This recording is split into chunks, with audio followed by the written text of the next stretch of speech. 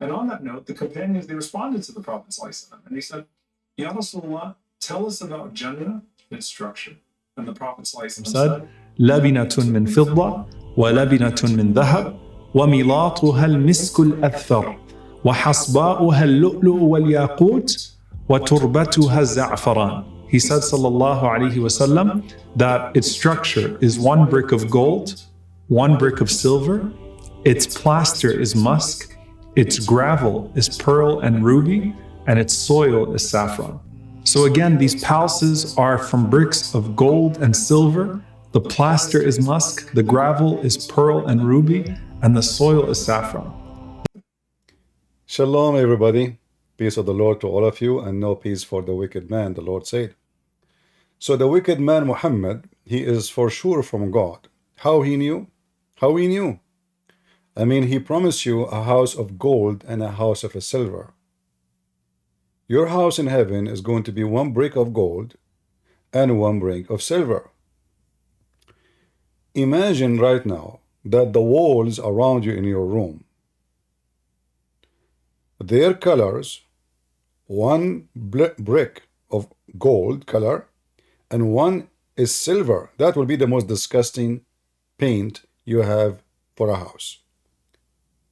We can go right now and buy paint of silver and paint of gold. Doesn't make it necessarily gold or silver, but you will see how it's going to appear. It's going to look so disgusting.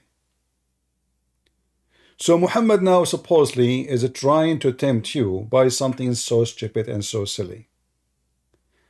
Number one question, what is the value of gold and silver in heaven?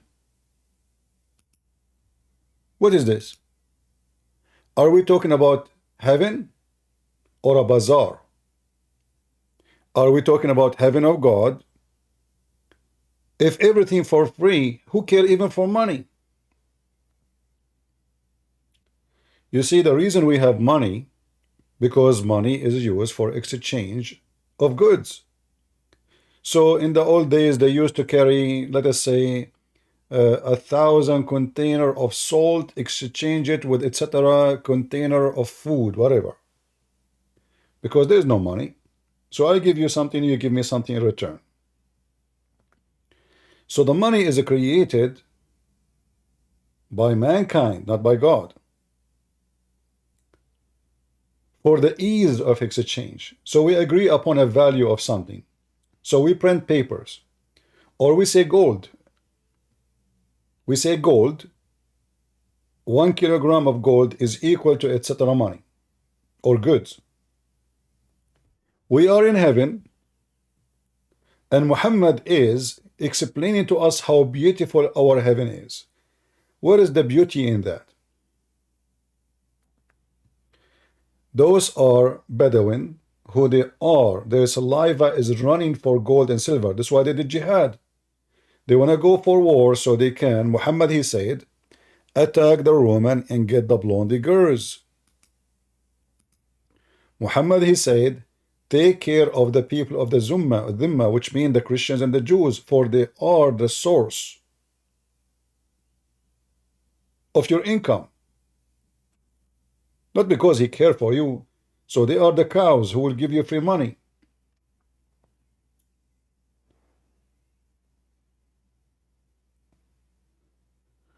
So when somebody, he tried to say to me, if you convert to Islam, believe in Muhammad, which is very important, by the way.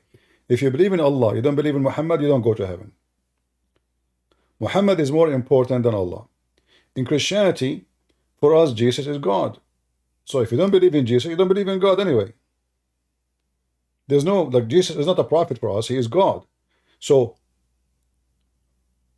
I do not need necessarily to follow Isaiah to believe in Jesus, which means my salvation is not through Isaiah. Even though Isaiah is a prophet of God, we approve him. I follow Jesus, the God who sent Isaiah. In Islam, if you don't believe in Muhammad, you don't go to heaven. So here this guy who gave you a nice smile, trying to tell you how beautiful Islam is, he showed us, by the way, I forgot to tell you, We are back in Ramble. Finally, they solved the problem, and today I received the first check from them. So the problem is solved. They are not, there is something wrong with sending the checks, and they solve it. All right. So just to let you know, we are live in Ramble, and we are live in YouTube. All right. Are we good in your Ramble, people of Ramble? I hope we are good. All right. So just to let you know, like, because we stop, I don't want people to send donation and we cannot collect the donation. I mean, what the heck is that? I'm with them for more than a year, and until now they did not even send me one penny. People make donation, and I tried to stop the donation. I could not even stop it. That's why, okay, if I cannot stop it, I cannot take it. Well, I don't want people to make donation and then somebody else take it. So today they solved the problem, and thank you very much. So going back to our topic, if there is any Muslim who would like to join us and tell us what the point of having a house, as we heard, one brick is made of gold and one brick is made of silver. What that will do, and is that beautiful really? Is that even comfortable for the eyes? What is the paint you have in your house? If there is any of you paint his walls with gold and silver color, are you with me? What kind of religion this religion is? It's not even comfortable for the eyes to see. Imagine your wife, she is covered by the gold. Her color is gold, or her color is silver. Is that pleasant to you? Human being, he have certain color. They made them, they make a pleasant to his eyes, and with all kind of colors, especially when it's coming to nature, they make such a pleasant for us, like when we see it, like the eye, look at the sky, the blue, the cloud, the flowers, they have many colors, even insect, even animals, because there is an intelligent design. But one brick of gold and one brick of silver, how that is a beauty. Simply, he's not talking about a beauty, he's trying to tell you that Allah will make you so rich. If we go to the hadith, remember always Satan, he expand his roots. The first root he try is to get into your pocket. This is where a human being is case sensitive.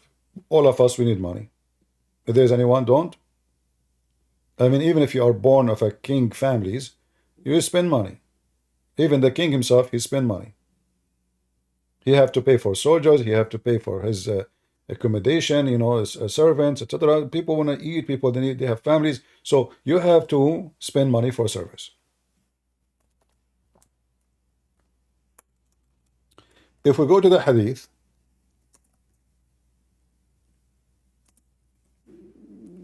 I hope my screen is coming fine.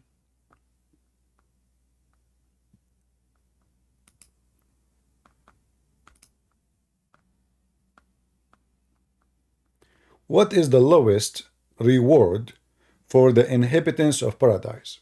This is the lowest. And by the way, the Muslim, they say to you, this is da'if, just to let you know. But we can show you other hadith, they are the same. However, Islam is da'if. Islam is corrupted. This is what da'if mean. They try to say to you, this is a corrupted hadith, which means Muslims are a bunch of liars. Their books cannot be trustworthy, and therefore Islam cannot be trustworthy. Because how we can learn about what Muhammad, like this guy now, he's telling us stories. Where this story is coming from, either from the Quran or the hadith. How even we can guarantee that the Quran is not corrupted? The Muslim, they say it's not. No, I just played for you yesterday a video from Muslim Sheikh making fun of the Muslim Sunni, getting them busted that their Quran is corrupt, and none of the Muslims was able to answer. Go watch the video previously yesterday and laugh. The last people of paradise in the position is the one with 80,000 servants and 72 wives.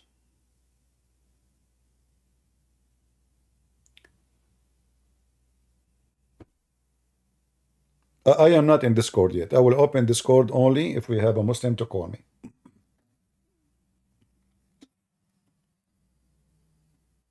All right. If there is any Muslim who would like to join us, let me know. I will open Discord.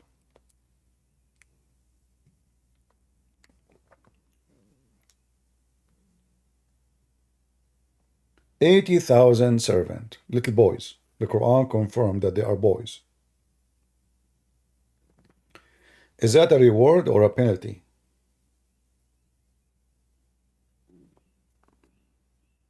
Imagine you have a house made of gold and silver.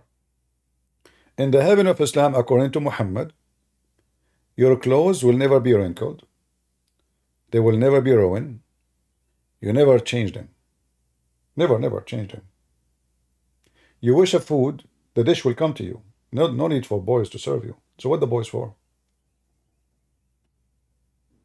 If you see a bird in the sky, you like to eat the bird, you wish it, you don't even say the word. The bird will be cooked, will come to you in a dish, and you eat it. So I do not need shower. My clothes never get ruined. I don't get dirty. I do not go to the bathroom. I do not need to do ironing. I do not need to cleaning. The heaven is always clean. So what the boys will do for me, the 80,000 boys. Do we have any Muslim can tell me? I'm not going to say you are going to have sex with them. Maybe, but maybe not. But who's a Muslim can explain to us? You see, when you say to me servant, you are talking about slaves. And those are slaves for eternity. And those are boys. Is that fair? Is that fair that God will make you happy? And how that will make me happy, I don't know. That will make me so upset.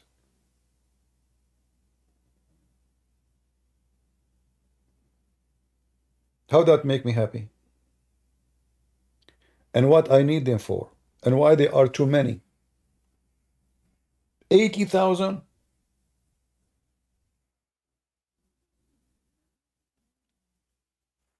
Any Muslim can tell us what the 80,000 for?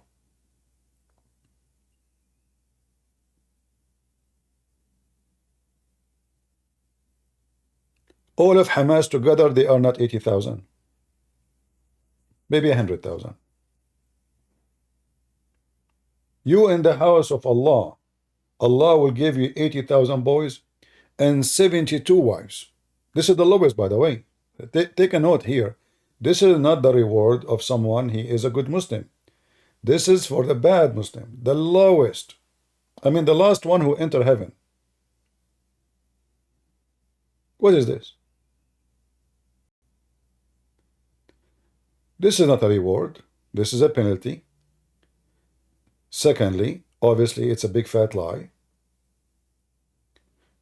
Because if we believe that God is just, why the just God will abuse little boys to make me happy, and how that make him happy and make me happy? So, slavery in earth because a human being is unjust. Slavery in heaven because Allah is unjust.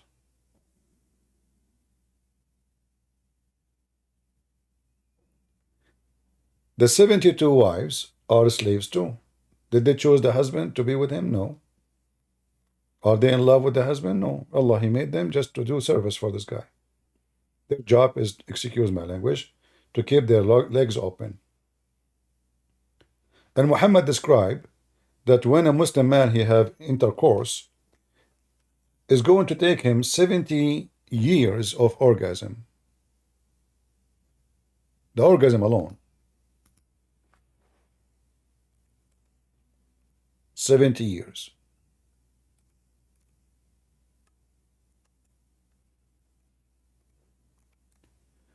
The first thing you notice, like this is what I noticed when I was reading Islam, like in a very early age. I'm still 17 now, as you know. How much Muhammad he exaggerate with his lies.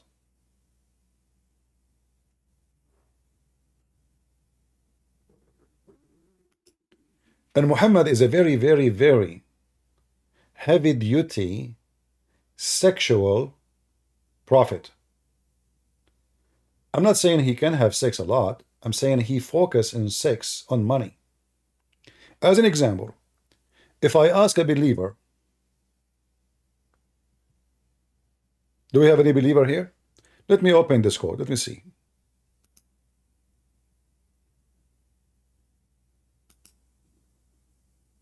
Maybe we can get a believer.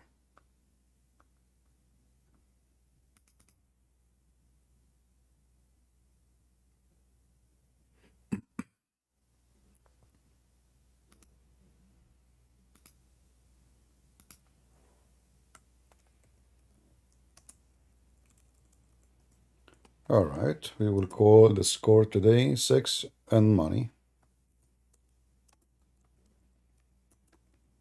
The core of Islam.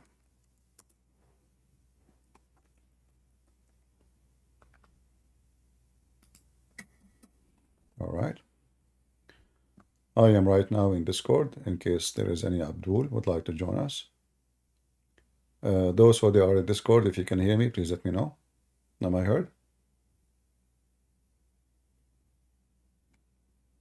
Do you guys hear me in Discord? Maybe nobody hear me yet. You hear me? All right, we have a Muslim.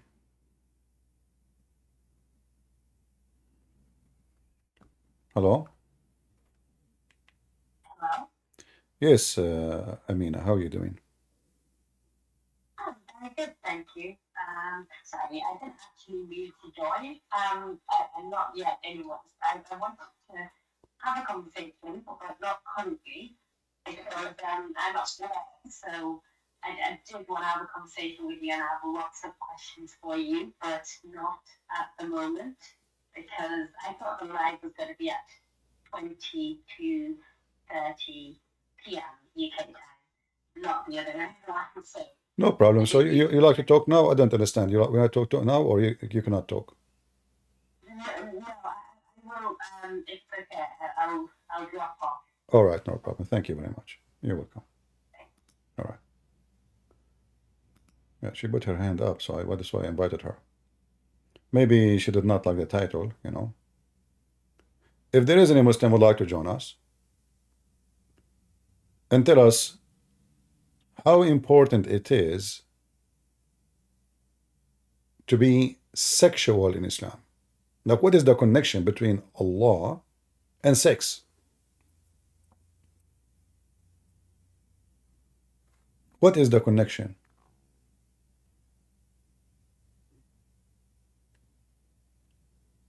Any Muslim would like to join us?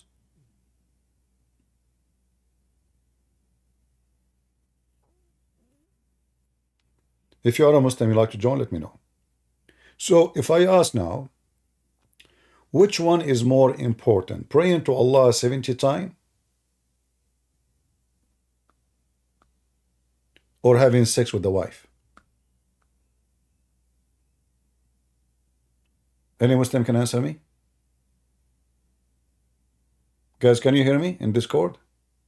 Some people are saying they cannot hear me. You can hear me, okay.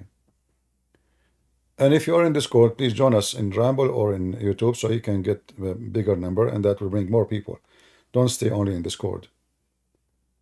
You know, we appreciate your support, because as you know, this is how YouTube and Ramble work.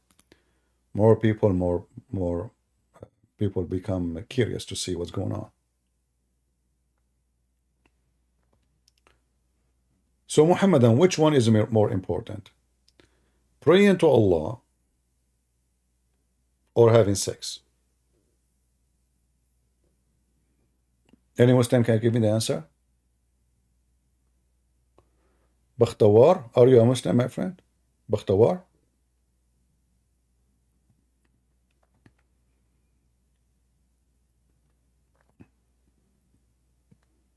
If you are a Muslim, put your hand up, make a request to talk, and I will invite you.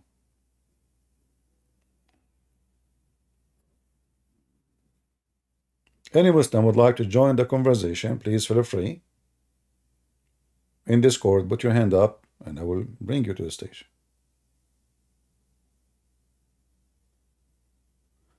Okay, you can leave your question for later. You know, we want to finish our topic now. When we are done and we say anyone have a question, you can give me your question. But now we have a topic, we have to finish it. So which one is more important, to pray to God or to have sex? If you believe it or not, according to Muhammad, I don't want to use the F word, but this is what it is. Doing the F thing to a woman is better than 70 prayer you say to Allah as deeds.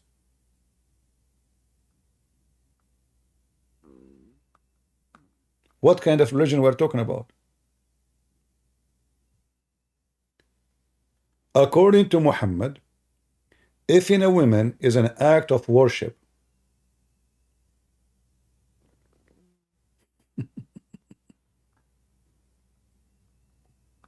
I am serious, I'm not joking. If in a woman is an act of worship,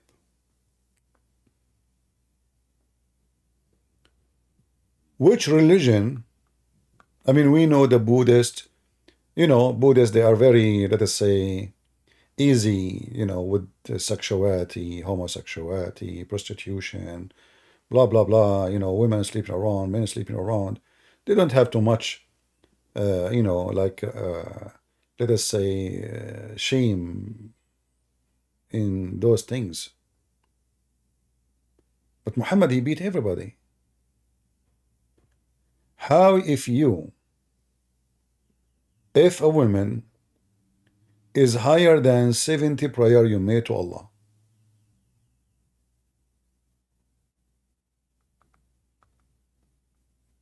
Any Muslim can tell us?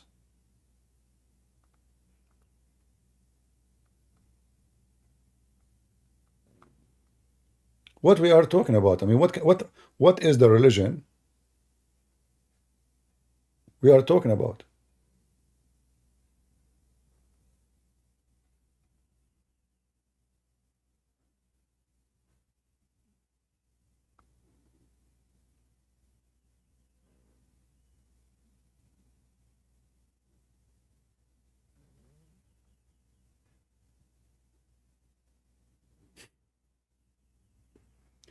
Let me show you what kind of questions Muslims they have about their religion.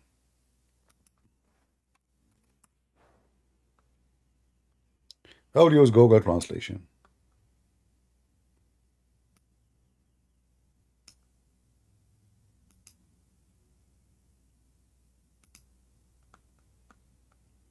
I don't know if you can see.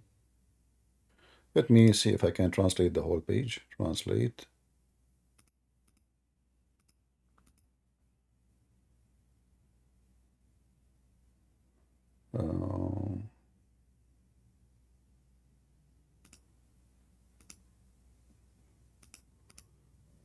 Yeah, sometimes those, I don't know what this software, what's wrong with it. Translate, selection of the page, translate. I did not select anything, but it doesn't show me translate the page. But let us see this. Oh, it's open a window. All right, let us try again. All right, now it works.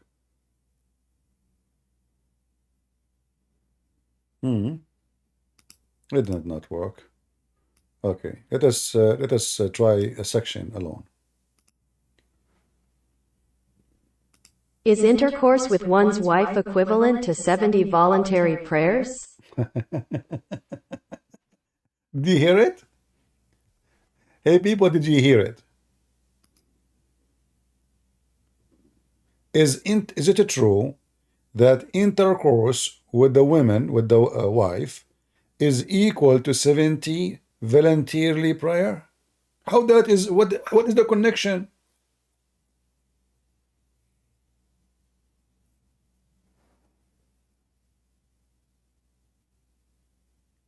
Any Muslim? Yeah, I can send the link. I will post it in Discord. Somebody can shorten it for you, because I don't think it can go here in maybe the admin can shorten the link for you and post it for you. And I will post it in Rumble, because in Rumble it's easy to post any link, you know. In YouTube, no. You have to shorten it. So, is it? The answer, yes. The answer is yes, brother.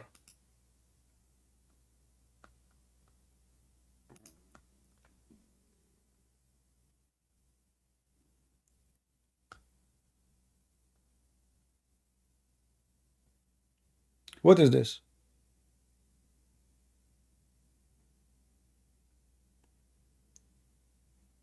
So going back to the hadith.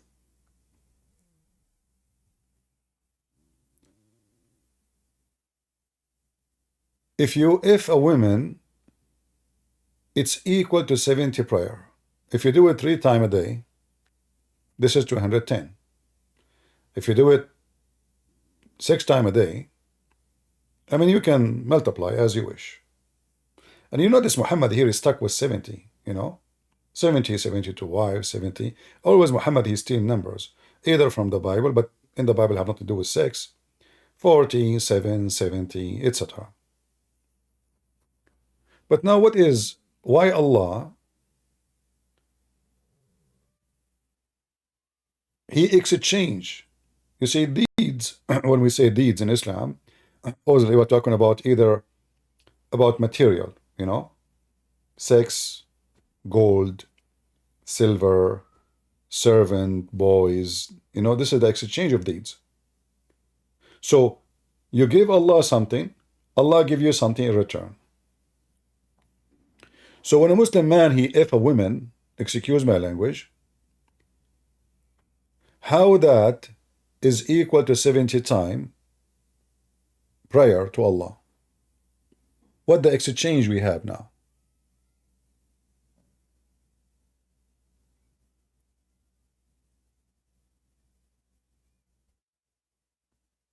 Do we have any Muhammadan would like to join us?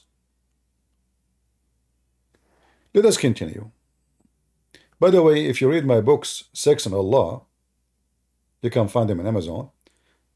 I did not put everything sexual about Islam. I put, let us say, the most necessary for people to know. Otherwise, my book will become 10,000 pages maybe. So we have volume number 1, volume number 2. But I assure you, what I wrote in my books is not even 1% of how sexual, trashy Islam is. The second you start learning about Islam, you will notice that Islam is a religion of those people who carry their penis over their shoulder. In fact,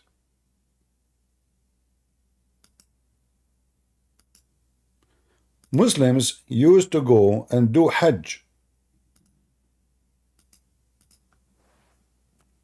while they are having orgasm.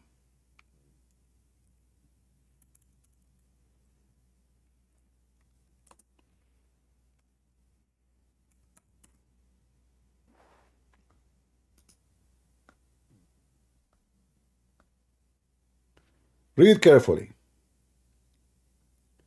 So when the people they do go around the Kaaba,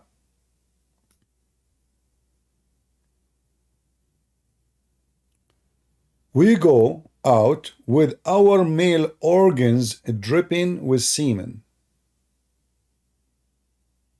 And Muhammad said, I am the most righteous, truthful among you. What? The Muslims, what the connection? I mean, what? Muhammad said, I am the most righteous. So they say to you that the Kaaba is a holy place. In that holy place, the Muslim men are naked and their penises is a dripping semen. You know, a Muslim, if you say to me, oh, this guy, he had sex at home, and now he is dripping semen, I mean, for how long you drip semen? Like if somebody, okay, the Kaaba is not next to your house. I mean, the Kaaba is the Kaaba, place of a prayer. There is a distance. So now you go and you want to do Hajj, and you go around the Kaaba. You let's say you used to have sex with your wife 30 minutes ago. Why your penis is dripping? What this guy is talking about? Why is even mentioning that? We used, you see, it's not him only. Guys, read carefully. He is not saying only me. He's saying we.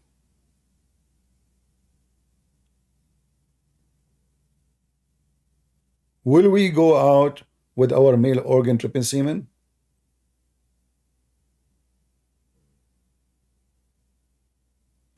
And then he start talking about animals. What is this? What? Sacrificing animal?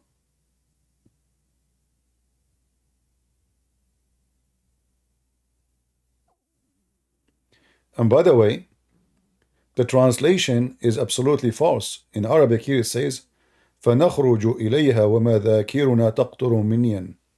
We go to it and our penis is dripping. They are not asking him if we can do that or not. This is a false translation. This is why I say, actually, yesterday I saw a video of someone, he claimed to be Christian, obviously trying to get a click. He said, I did read the Quran and I found no evil in it. This is only can be found in the news. What a bunch of coward liars. They want to make money from a clique of Muslims.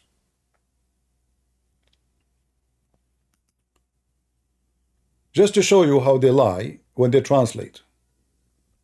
In the one we showed you in English, it says, will we?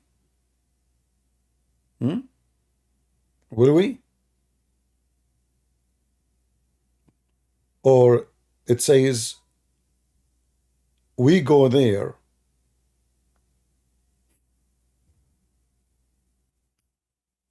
And we will go out to Mina with our male members dripping with semen.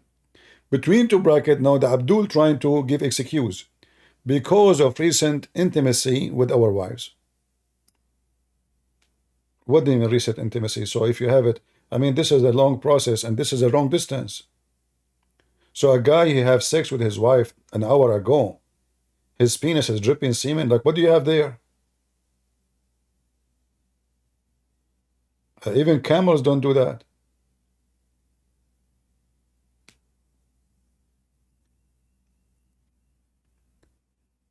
The Arab before Islam, they used to go totally naked around the Kaaba. Why?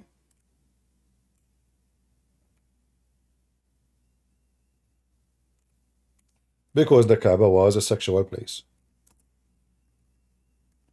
Women, they go, look at this hadith here.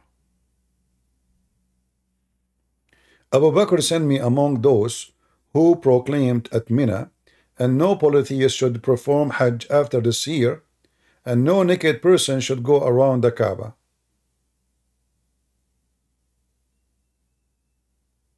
After this year. So Muhammad now in control of the Kaaba.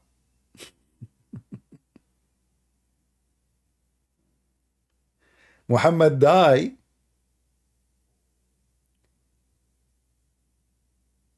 Muhammad lived, Muhammad died, Muhammad alive. You don't have you ever see one place where Muhammad complained about Arab going around the Kaaba naked? Did Allah make one verse about it?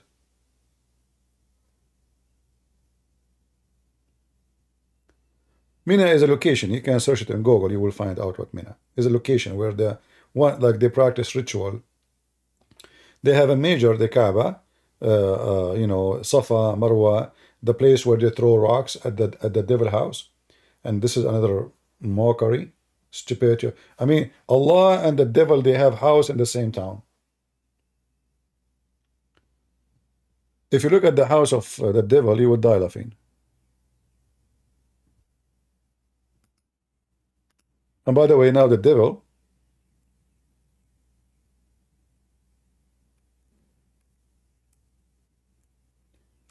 he have a new house. Technology, brother. Technology. Let me show you some another funny, stupid things in this cult.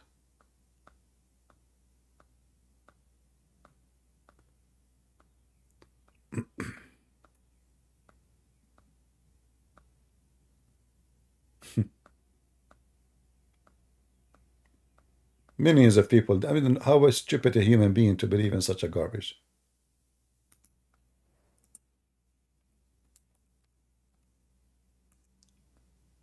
All right. So now I will show you the old house of Shaitan.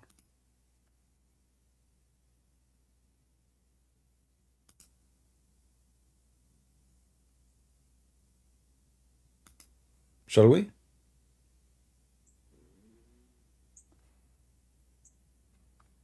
Let us see.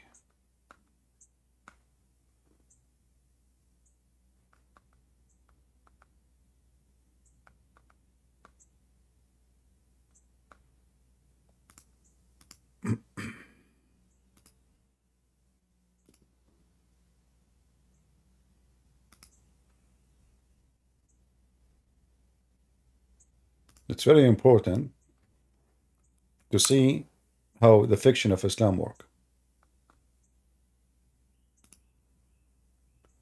All right.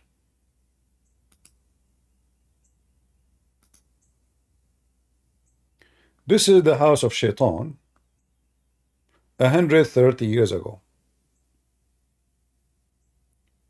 It was like an old Mexican fountain, you know, or well of water. There's a little wall around it, and there's a column in the middle. And those poor, naive people, they come and they throw rocks at the house of Shaitan. And Shaitan is there. He's taking hits in his head. Then the house get bigger. See the circle get bigger. This column, they keep repeating it, you know, like because people throw rocks at it. So you know, every year it collapses and they have to rebuild it again. And then look at the long line of those people. They are coming to throw rocks. All those people. It's like a million human beings. They are coming to throw rocks. Okay. So now we have to fix it. This is the new house of Shaitan.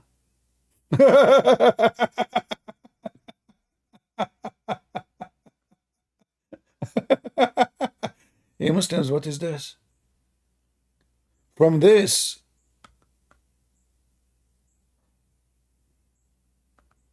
to this? How many houses? Look how many.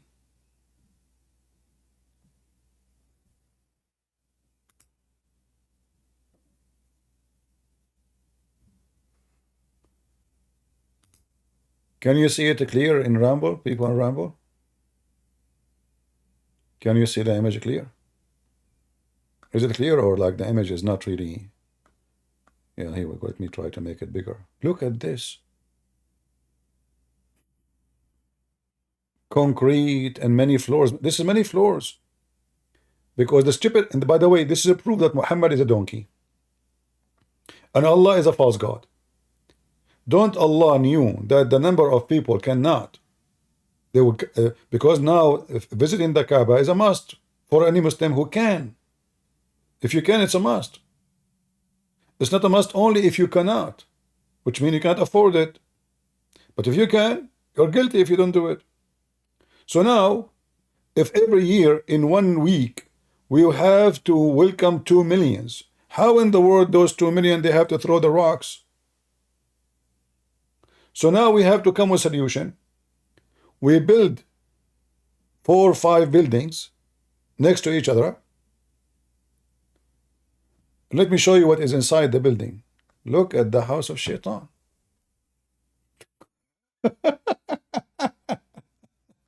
It's getting more pretty. Look how many floors.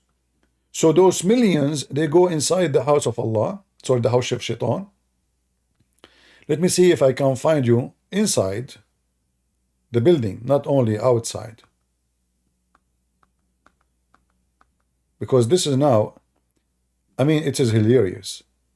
It is literally hilarious.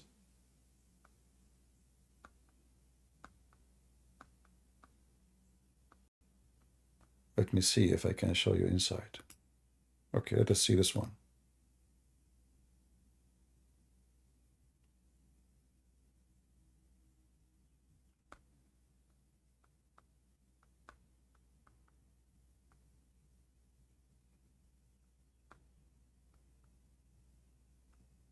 All right.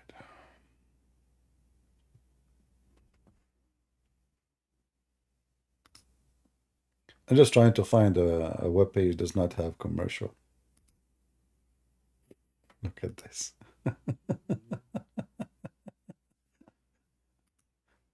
Look at this, brother. Let me see. Give me a second.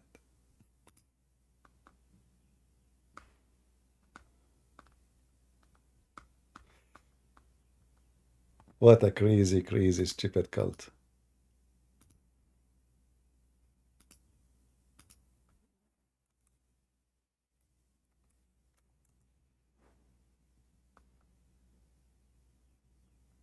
All right.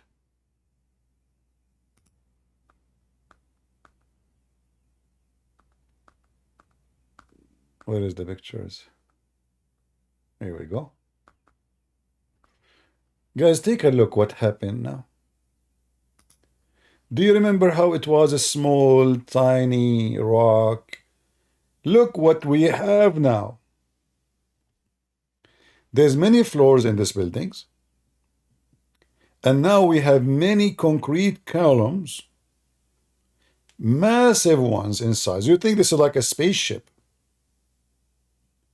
Every floor underneath the other floor, they have access to the same square and they throw rocks. And then the rocks go all the way down to the basement. And then big trucks, they collect the rocks and they put them back in a place where people, they grab them again and throw the rocks again. Because you have to throw 7 ones. This is inside the building.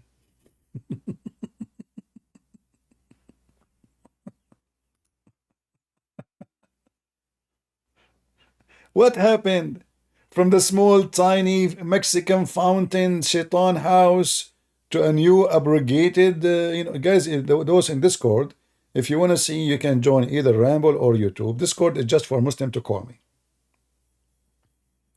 Discord is just for Muslims to join and call us. You want to see, come to Ramble or to YouTube. So do you see the aberration? And the Muslim, they say, look at this. This look like the ship of Noah. Look at this. And it's very important to have a column in the middle. Okay. But did Shaitan build this? Who built this? How? This is the house of Shaitan. Where is Shaitan there? And by the way, many people, they get a severe injury when they go there because, especially when it's so busy, you cannot reach all the way to the edge, so you throw the rock from far distance and you hit the one before you.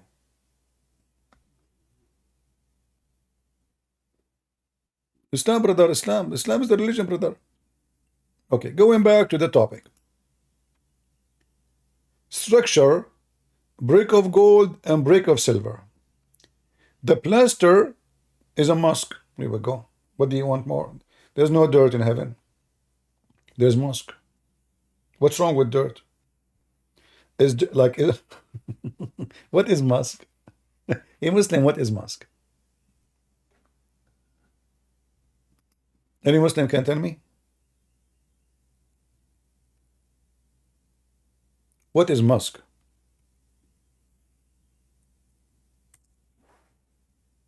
This is we're not talking about Elon Musk, by the way.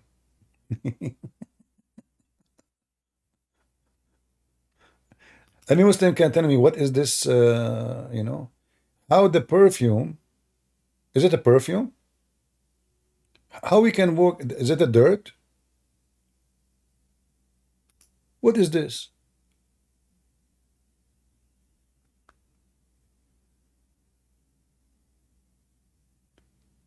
So Muhammad now is tempting me to believe in him by saying to me, this is what you'll have in heaven, a brick of gold, a brick of silver, and he will have 70 years orgasm. I'm really convinced.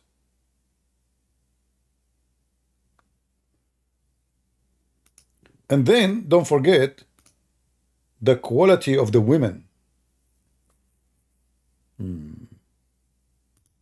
What is the quality of the women and the men in heaven?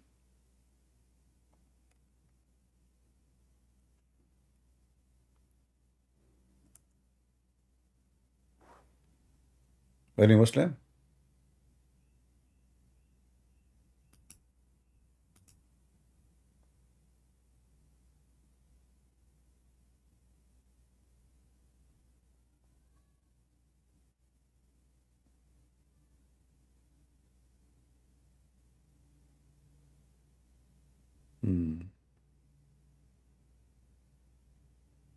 Any Muhammadan would like to join us?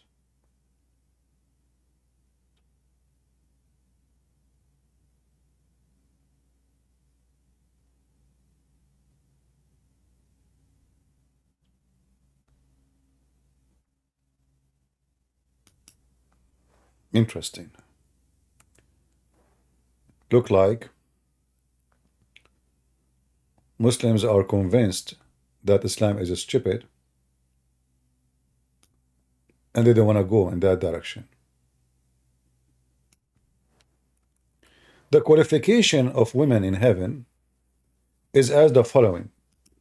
They have to be a bunch of whores. In fact, Allah will import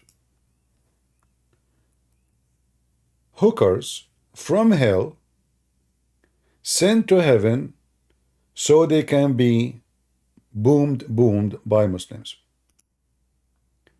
Let us see the qualification of those women. Who are they? And what is good about them? It was narrated by Abu Ummah that the Messenger of Allah said, there is no one whom Allah will admit to paradise, but Allah will make him 72 wives. 2 from the Houris, those are made just for sex, and 70 from his inheritance from people of hell. Okay. Women from hell are coming to paradise. To do what exactly? We have Abu Haytham.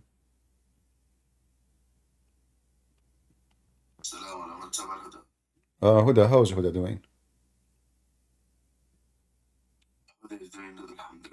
Okay. So what do you think about what we are showing in the screen? Well, I didn't see it, to be honest. You didn't see it. I will show it to you. Do you see it now? Yes, I can see it. Explain to me what's going on.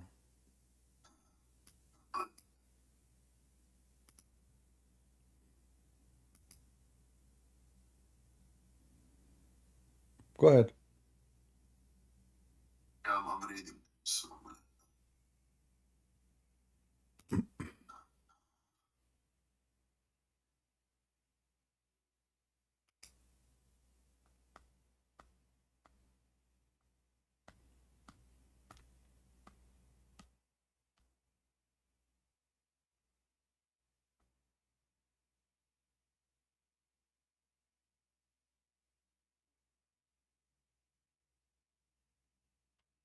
What happened? Why it's, I mean, why you are so quiet? I'm reading the hadith. Okay, it's 2 words. I mean, it's very short. Why is it taking so long? Yeah, I read it. So what's the problem? No, I did not. Did I say any problem? Are you talking about the real number? No. Explain to me the women who Allah will import from hell. What is the qualification to bring them to heaven? What they will do, and what is their qualification as you see in the hadith? Why they are taken from hell, sent to heaven, and what they will do? They were taken, I believe, from hell because of the desire of the people of heaven. Okay, so you are a man in heaven, and now you have a desire. What is the desire is about?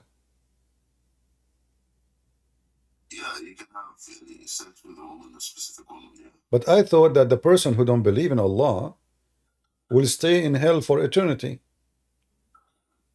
But you can do shafa'a, you know that, right? No, but shafa'a, what shafa'a? This is about sex. What is their qualification? Is that like they repent? No. Are they good people? No. They are in hell already. The only reason they are taken out of hell because they have beautiful vagina and beautiful breast. Do you see it? Whom will have front, desirable front passages. So they are not taken from hell because you did ask Allah to take them. No. This is your destiny. This is your catch. Allah, He destined for you from hell women who they have big boobs and a beautiful vagina, correct? According to the hadith, yes.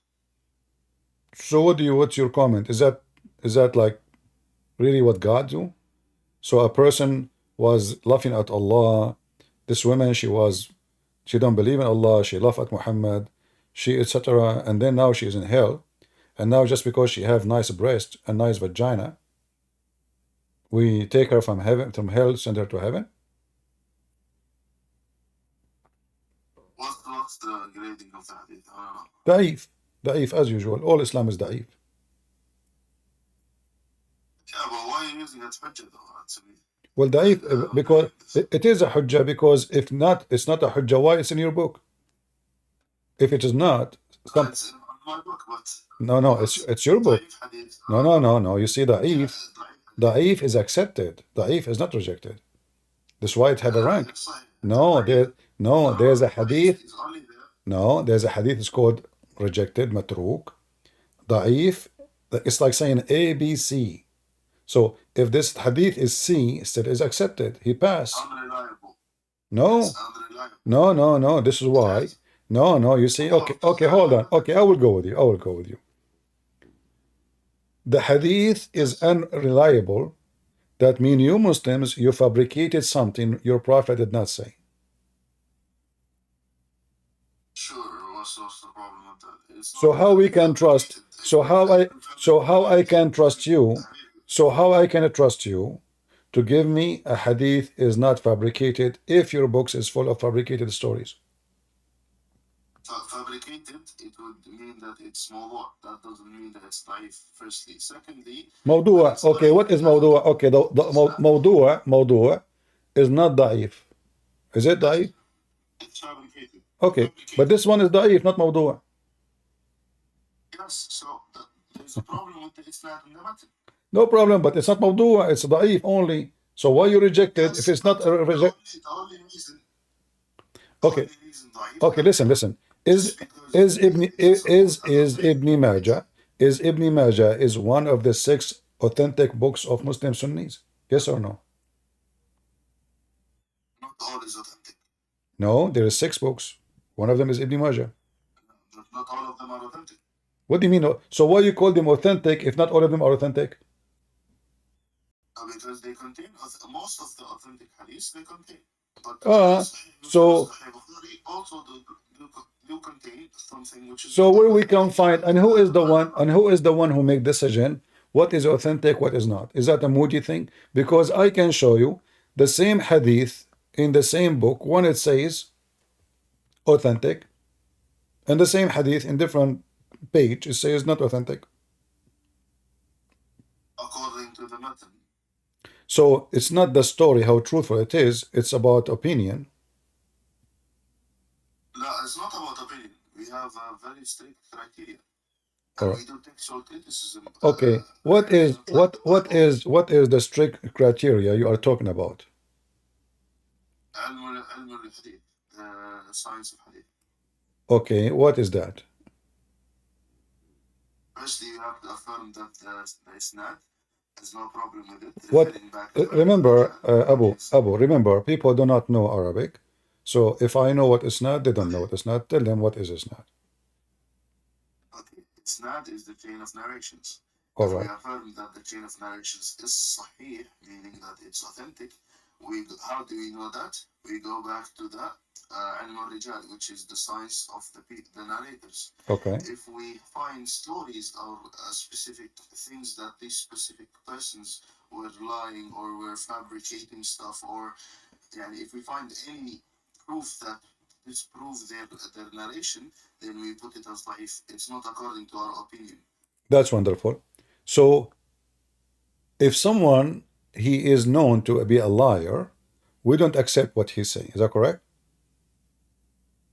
Yes, if he's known to be a liar and fabricator, yes, we don't accept. Exactly. So why you accept the Quran of Hafs? Hafs is very well known. Okay. Uh-huh. Look, when it comes to Hafs, Uh-huh. he is Hassan in narration, right? No. Okay, show me. Okay, show me a hadith. Hafs he said you accept. Go ahead. No, I didn't say that. I said. So how Hassan? How is Hassan? Even if Hafs narrates a hadith, I would say that Hassan. It's not sahih, right? No, you will say it is rejected. You will not say it Hassan. No. Yeah, it fits. Show me one. No, show me one hadith. Hafs he said, and the Muslims accept his hadith. Show me one. No, I didn't say that. Okay, so all his hadith, so 100% of his hadith is rejected because he's a big fat liar. So how you take the Quran, you have today, most of you Sunni, from a guy, you yourself don't accept one hadith from him because he's a liar. Yes. So firstly, when we talk about hadith, right, it requires remembrance of the specific story and naql or copy it as the same as it went back to the Prophet. When Hafs does, he's not known to be a liar. He's known to be weak in memory. So when Hafs writes a Quran, right, it doesn't mean that he lies about what's written in the Quran and he has been gotten from his teachers and the one that taught him. It doesn't mean that he lied. It just means that he doesn't have a good memory when it comes to hadith. And I can bring you very much scholars that say that he is just bad in memory. He's not a liar. Okay, I will give you a scholars and you read for me. None of them saying that he has a bad memory. They say he's a kadhab, and those scholars are Al-Bukhari, Muslim, very heavy duty. They refuse Hafs because he is a kadhab. Let us see. I find it very funny that you said you can give me a scholar who can say that he is just bad in memory. So he's bad in guys. This guy bad in memory in hadith, but he's good memory in the Quran. I mean, how you can be both in the same time? So you have a bad memory or good memory? Because he can write the Quran. No, he did not. He did not write the Quran. Never. You Muslim never have the Quran of Hafs. He recite. You never have any. Hafs never write a Quran. Bukhari never write a book. Muslim, he never wrote a book. You Muslims, you fabricate books. You call them Al-Bukhari and Muslim and Hafs. Is that correct? What did he say again?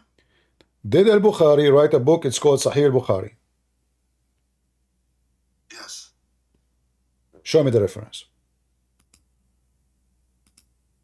Oh, you mean, okay, you want a manuscript or what specifically? A book. Al-Bukhari is a book. The Al-Bukhari is a book. Did Al-Bukhari wrote a book? It's called Al-Bukhari.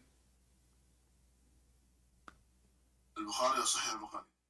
Yeah, Sahih al-Bukhari is the same. I'm talking Sahih al-Bukhari. Okay, did al-Bukhari, is he the author of the book called The Authentic Bukhari? Yes. Give me the reference. Go ahead. Sure. All right.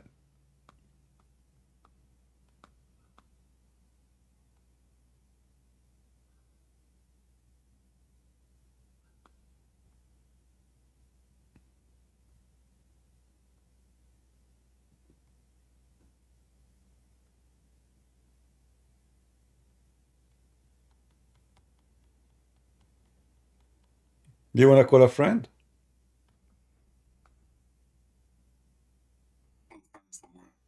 I don't know. Your friends to help you. A sheikh. No, I'm just trying to look it up. Mm-hmm.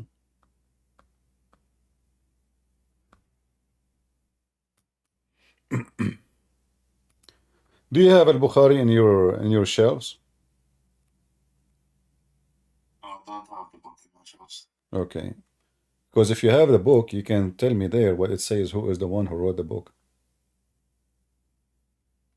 But the book that I have is not written I by know. Bukhari, unfortunately. Ah, okay. I know he died, but listen to the question.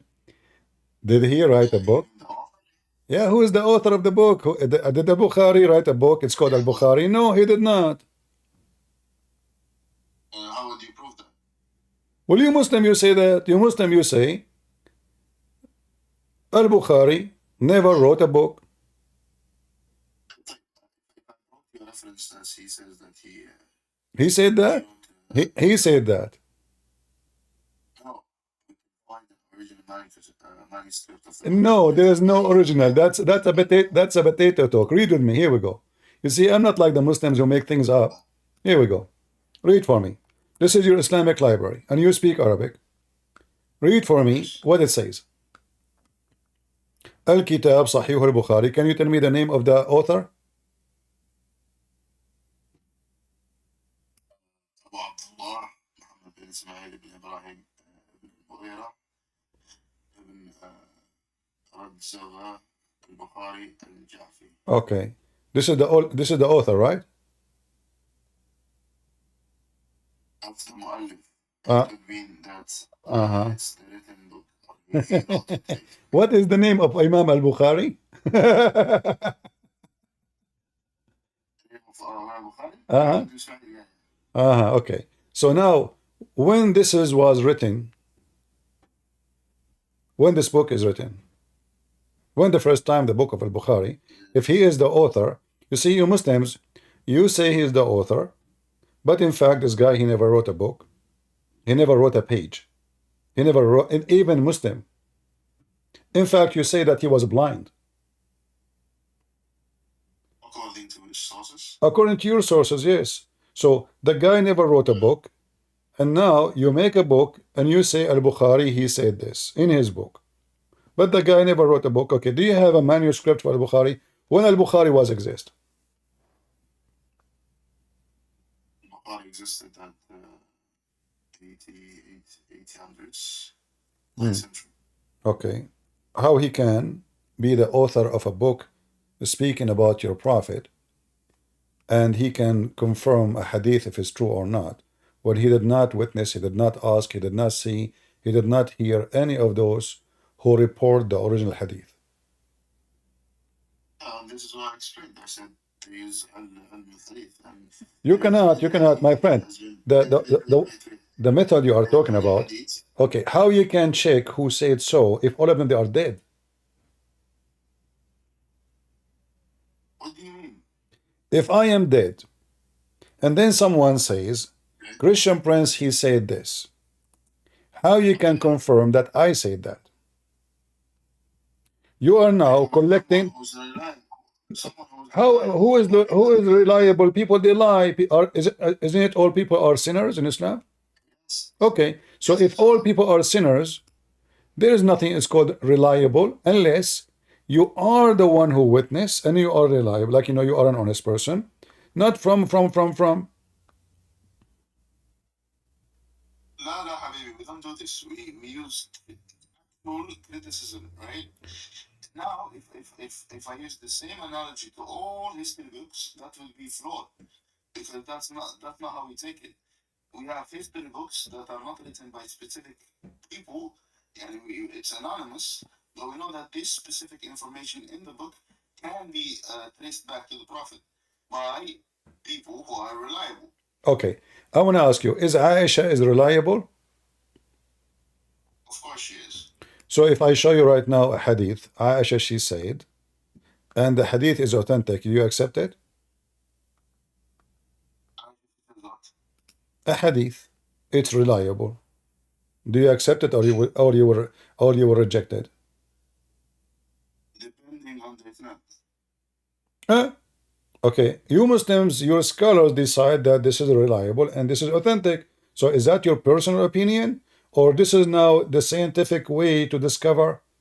Is that a person you make a judgment as you wish, or this is what the professional do and they make a judgment based on a method you claim that it is scientific, or let us say professional? Okay. Huh? I said if there is a hadith which specifies that the isnad is correct according to the criteria of the people of hadith, even if it's narrated from Aisha, I will take it. And if it's not, even if it's narrated from Aisha also, I will not take it. You will take it. Okay. Let us see. I will not take it. You will not take it? It's not reliable. No, I'm saying if It's it's not reliable. okay. I'm saying if your scholar they say it's reliable, do you accept it or not? Yes. Okay, so you will not say I don't. No, I will not say no. All right. I want to show you just an example, not limited.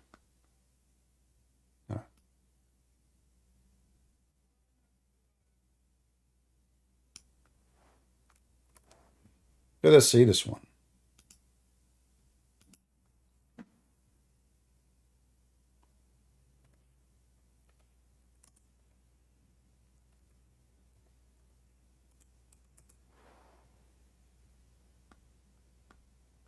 Do you see here it says Sahih in the screen? Yes, well, All right.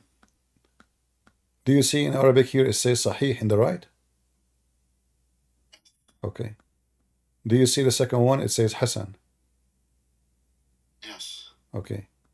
Do you see the third one? It says Hasan, which means good. Yes. All right. Do you see this one? It says Sahih. Yes. Okay. So read for me. People ask the Messenger of Allah to perform abortion out of the will of Buddha, which is the will in which menstrual clothes, dead dogs, and stinking things were thrown. He replied, the water is pure and it's not defiled by anything. Do you accept this hadith? Yes, I do accept it. So do you Muslims have no problem to wash your body for ablution with water have dead dogs and women blood from period, and it is stinky?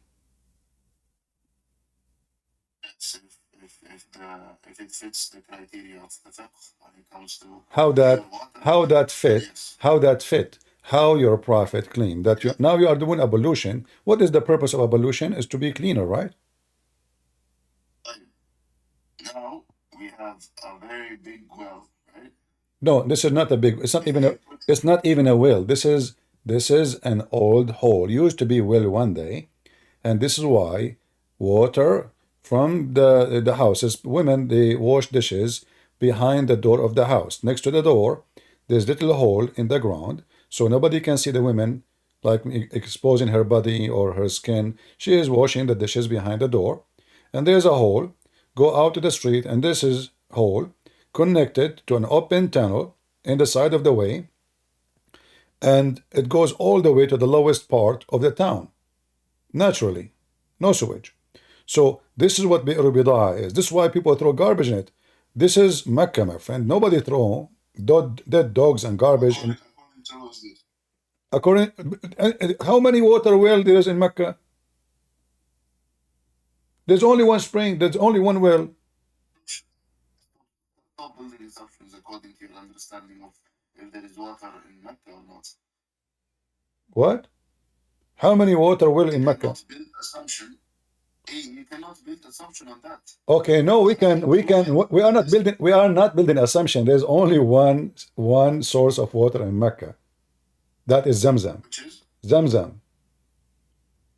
And nobody will throw dead dogs in a water he drink from. Nobody. How do you prove that? This is desert. This is why the whole town is built, because there's only Assumption. no, not assumption. Okay, prove me wrong. Okay, prove me wrong. In the time of Muhammad Nif, I prove it. Here we go. People throwing garbage in it. You made the claim that it's a small place area. It's not okay. Okay, guys. So are you saying it's a big area? Yes, which How big? How big it is? According to, I'm not sure how big it is, but No, you just said big. Tell me what big for you. Tell me the number. How big? You said big, not me. like it could be that 200 centimeter cube. What does that mean? 200 meter cube. 200 meter? A well of water. A well of water is 200 meter? Okay. 200 meters square. Okay, so let us say, so if there is a water is 200 square meter and there's dead dogs and women blood from period, stinky garbage, that still will make it clear, right? And good for you. Okay. So if we put dead dogs and women blood from period and garbage in a big swimming pool, it's okay for you. If it's just like What if it is what if it is 5-6 meters? Is that okay? 6 meters, not okay. No. Not okay. What if I show you it was 5-6 meters? Yeah, remember you said that already. So you cannot say I did not say that. And you said it's not okay. So let us go back here. And we see one of the companion. He did measure it, and it's not even 6 meters, it's 6 arms. Read it carefully with me. It's measured 6 cubits in the breadth. Uh-huh. And then he asked the man who opened the door regarding from me and admitted me to it as a condition that this will change from what it had already originally been in the past. He replied, no, I saw the color of the water and this will have change. So, how big it is?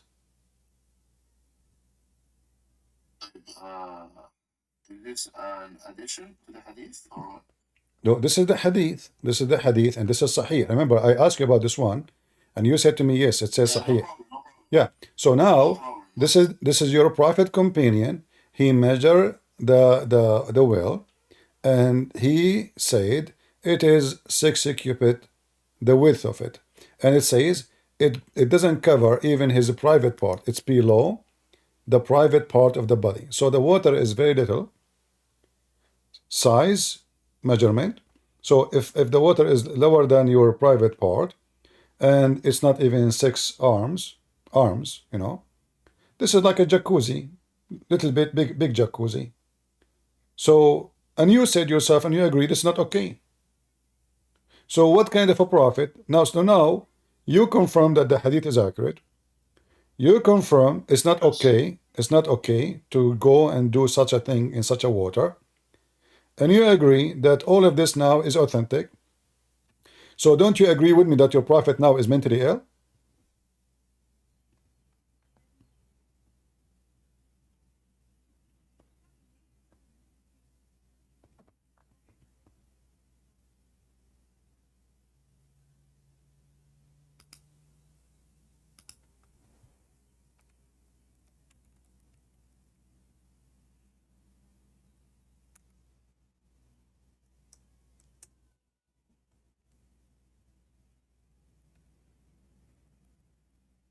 What happened?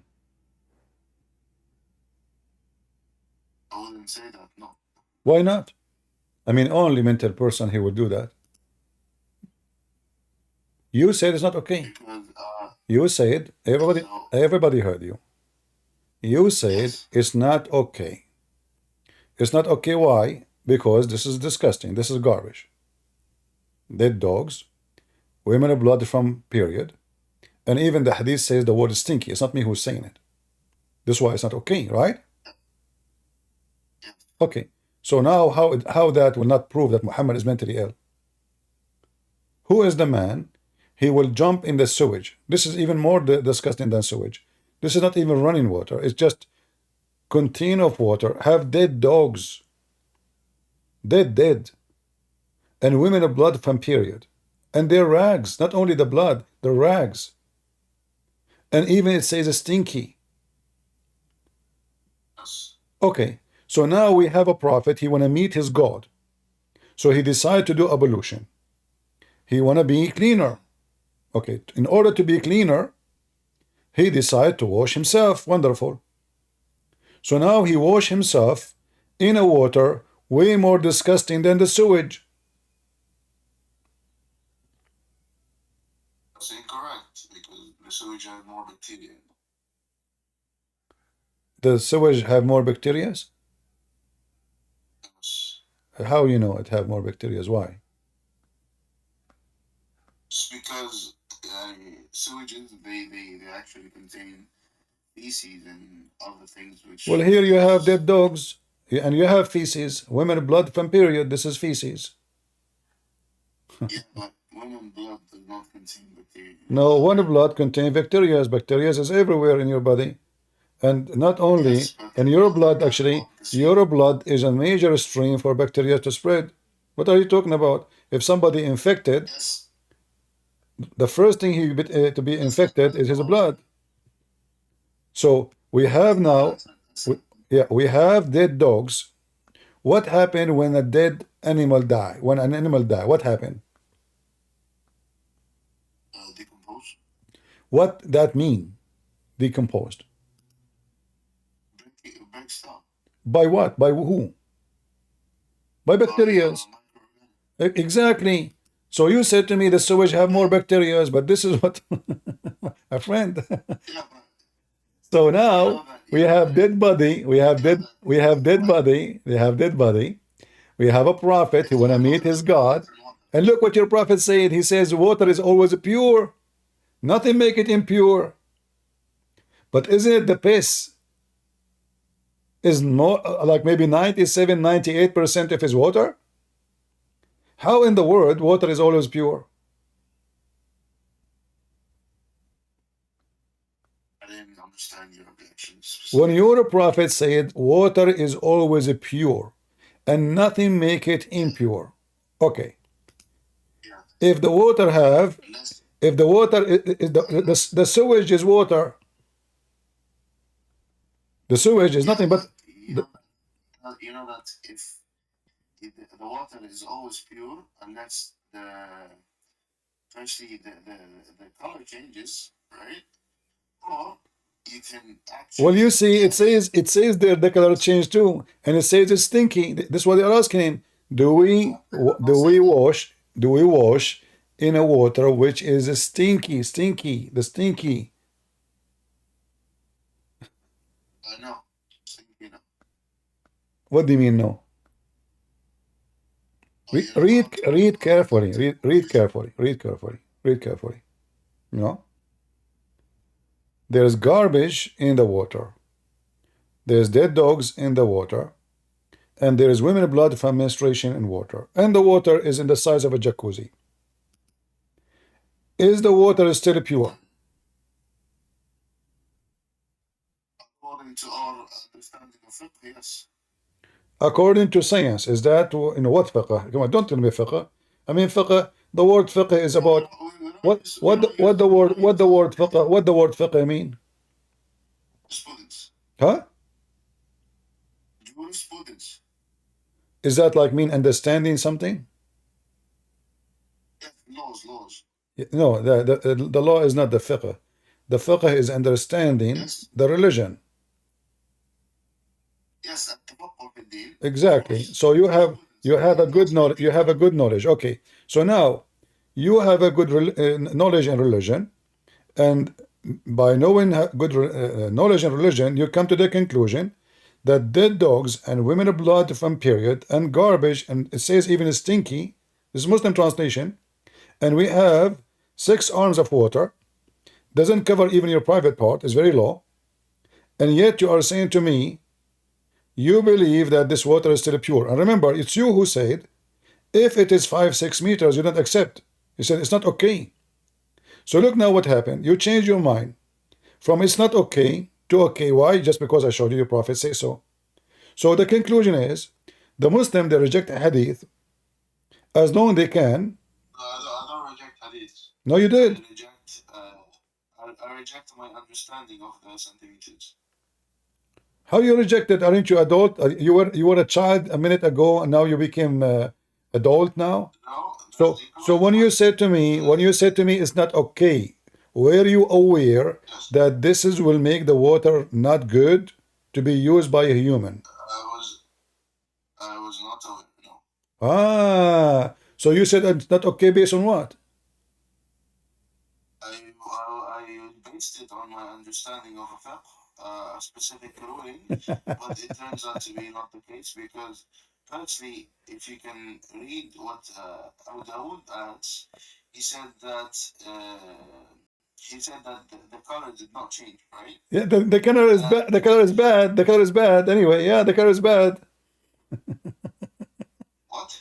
Nothing changed from the original. This was saying it's the same garbage. This is still stinky, still bad. My friend, this water. This is not a water coming from the ground.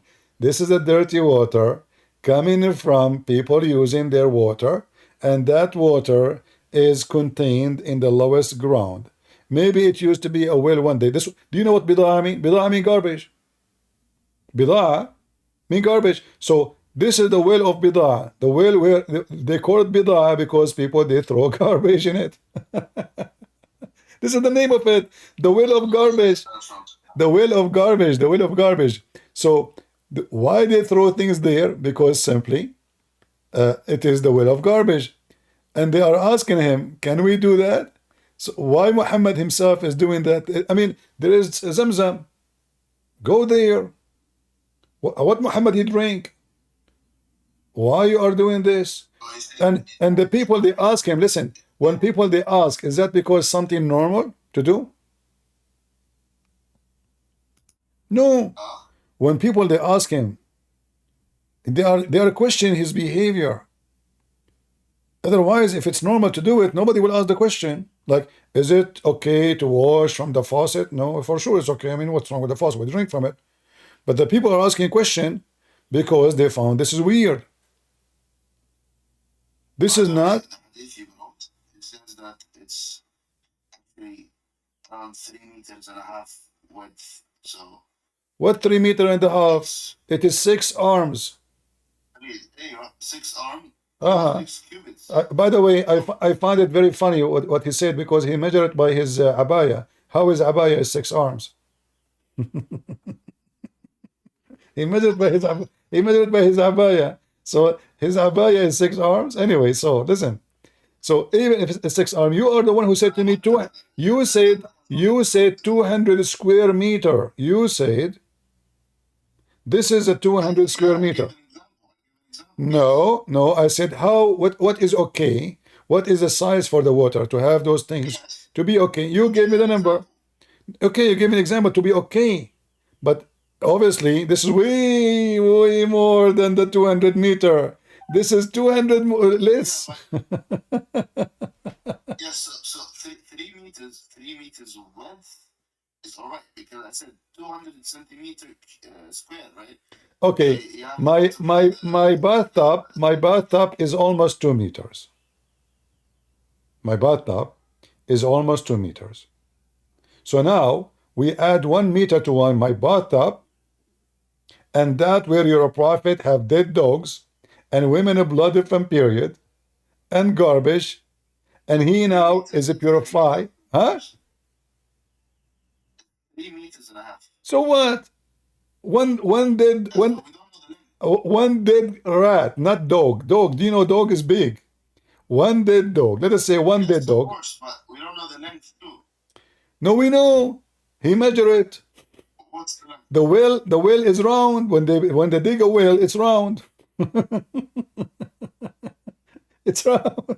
That's incorrect. Okay. So Yeah, it, okay. so Yeah, so I'll give you that. But all right. it's So now we know that we know the maximum. We know the maximum. It's very low in water, and it's very dirty, and even how do you know if that it's very low in water? it says does not reach his private part. Yeah, when he comes inside of it, like when Yeah. So yeah, inside it. That's mean this is how deep it is. It doesn't. It. He replied, below the private part of the body, below, and that depends in the height of the person. So if he is 150, the pillow will be like maybe 35 centimeter. If he is at 6 foot, it's going to be higher. So depend how tall he is. However, it is still low, very low. We have dead dogs, we have women blood from period, and we have a stinky garbage. What is left? Garbage, women blood. You know, the women blood will spread. The women blood is the women blood will spread all over the water. The second you throw a rag, have a blood. Is the blood will stay in the rag, or the blood will spread in the water, dissolve? I have a question for you. Answer the question I gave you. Yes, of course the water. So when Muhammad, if you throw a lot okay, okay. so Muhammad now is Muhammad putting this water in his mouth. Is that correct? He is putting this water in his nose. Is that correct? He's putting this water. He's putting this water in his ear. So his mouth, his ear, his nose, and you Muslim, you find that this water is okay? Okay, firstly, does this actually, or the hadith is implicating that those specific people actually say that this waste has been thrown dead dogs or menstrual clothes, or is it actually indicated that Abu Dawood said, or or is it known to be? My friend, this is what it is. And your prophet, he is performing ablution from that water. Answer my question, type. Yeah, I answered you. I answered you. The well have dead dogs, and this is why they are questioning him about his behavior. Known to be, or he has seen dogs. Your prophet, he confirmed. It doesn't matter if it's known or not. It's known. This is why it's called bidah, which means garbage. So, okay, so if it is known. This is why they are asking him, why you are doing that? How you do that?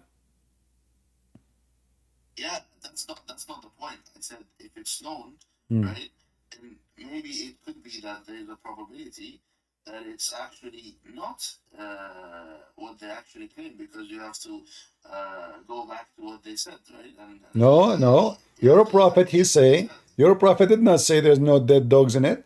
He did not say there's no women. What are you talking about? He said because he confirmed. known to be that. So he confirmed. No, it's very well known to be known that, and it is. That's why he says water is always pure, and nothing make it not pure. This is why he said there's dead dogs, stinky garbage is thrown in it. Are you going? that's not my argument. Yeah, this is so it is full of dead dogs. It doesn't say even one dead dogs, it says dead dogs. Dead dogs. Okay. It doesn't even say a dead, it says the meat of dead dogs. Does it say meat? Okay, so this is a decay. This is a decay. Uh-huh. It says that the water is actually pure. This indicates that the water has to be, firstly, it has to be authenticated that the change and the smell and the taste of the water. My friend, what are you getting this from? Hold on. Hold on. They said to him, are you doing this in a water have dead dogs and women blood and period and garbage, stinky garbage? He said, yes, water is always pure. Water always, doesn't matter what you put. Well known, yes, well known. No, it's not about well known. He says water. He didn't say which water. He said water is always pure and nothing make it impure. So the complaint is this water have dead dogs, have dead blood, have dead animals, have garbage, stinky garbage. The answer is water is always pure. Go back to the hadith. I want to show you something. Which one you want me to show you? Which one? First hadith you open. This one? Or the one about the size? Or which one? The one that has Abu Dawood's narration. Here, about the 6 pubic? Yes. Okay. Okay, so it says that I heard the Prophet. No. Let me read the whole thing All I right. can. Okay. It says, I heard the people ask the Prophet of Allah, the water is brought for you from the well of Buddha. It's a well which dead dogs and menstrual clothes and excitement of people are thrown. The Messenger of Allah said, merely water is pure and is not deified by anything. Cool. Okay. So this well is well known that there dogs and menstrual clothes and excitement of people. okay, hold on. Well known, or it says which is thrown in. But it's well known to be people that No. Don't add things. Okay, so it's famous of garbage place, no problem. But that's not the question here. It says which dead dogs, which now, this is about now. Which dead dogs, menstrual clothing, excrement of people are thrown. Now, this is not about known in the past, maybe last year, maybe 10 years ago. No, which dead dog. And you speak Arabic, I speak Arabic, we do not even need this. وهي بئر يلقى فيها لحوم الكلاب والمحايد وعذر الناس. Actually it says وعذر, even shit. Not only garbage. The udhr, it is the shit, the piss. People, they throw all their excrement, garbage in it. So it's not known, it's more than known where people they throw. And Muhammad was doing it there, you know. Muhammad was doing, and you let me ask you here. It says here yustaqa. What yustaqa mean? Yustaqa means that he, I don't know. Huh? You don't know now what yustaqa means? What saqa mean? Yustaqa means to drink. to take in water. To drink. So your prophet not only doing ablution, he drink from this water.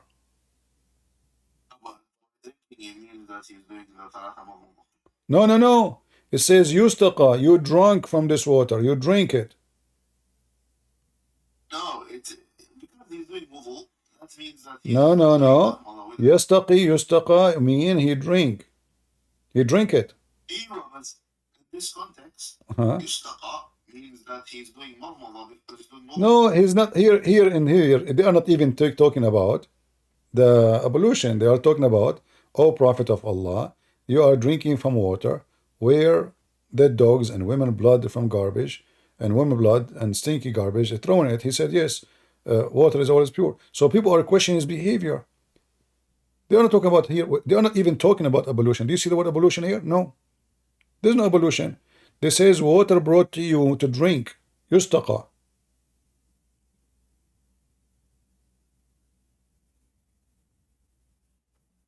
So your prophet is mentally ill. All right. So here we see that this is a very authentic hadith. I witness thousands of Muslims who speak to me. The second I quote for them this hadith, they say it's da'if. You try to escape it. You tried, but because you said things already, you could not. Otherwise, I am sure, if you did not say that 200 meter, like I have to trick Muslims, sadly, to make them say things so they cannot take it back later. Otherwise, if I showed you from the beginning the size of the well, you will say it's okay. You will not say the 200 meter. This is my experience with Muslims. Dishonesty. Now, as long we accept what is authentic, we have tons of authentic stories. Anyone who will hear them will notice that Muhammad is mentally ill.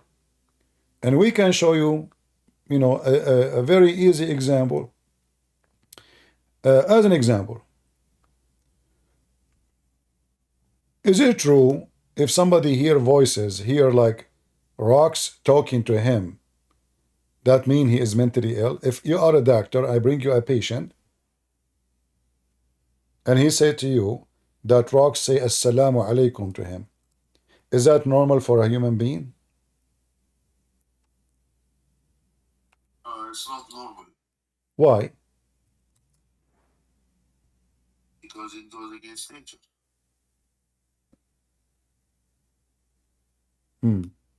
So what is your comment about your prophet saying there's a rock, only one rock? Why? We don't, nobody knows.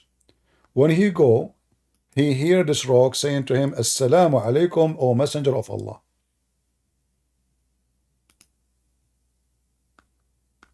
Okay?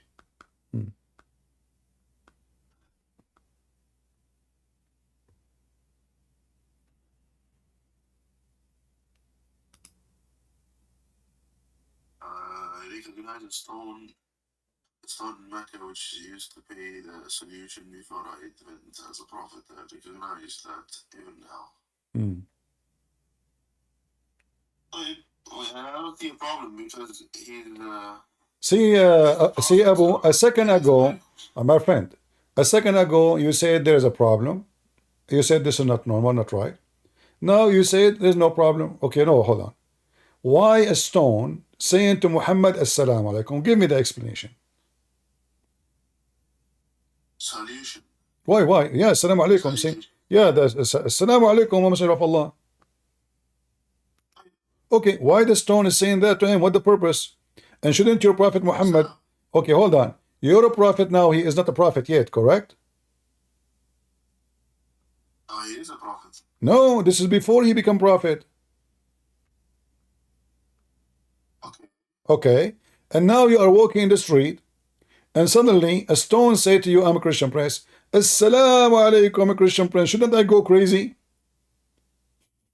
Shouldn't I tell everybody? Shouldn't I say like but Muhammad never mentioned this. Later, after he announced himself as a prophet, now after he became a prophet, he's telling them, by the way, I used to have a stone saying to me, Assalamu alaikum. If there is any witness that a stone was saying Assalamu alaikum to Muhammad, There's no. so this stone speak only in private to the prophet? It could be that he only heard it. Only him he can hear it. So your prophet hear I voices. mean, look, Christian, if I can, or if I approve that he's a prophet, then I wouldn't take whatever he says as stupid, and I'll take it differently. So if that's the case, then you have to prove that his prophethood is not correct, and then afterwards we can go to these topics. No problem. Let us step by step. When Muhammad he walk between trees, do he hear the trees saying to him Assalamu alaikum too? If he says that it does, then I've seen no problem with it anyways. All right. So now Muhammad he hear the trees talking to him, he hear rocks talking to him, and he imagined himself having sex with his wife. In fact, he did not. How we explain all those things together? Well, why do I need to explain it? Well, if you everything around you is imaginary, including your sex, obviously you have a mental issue. Huh?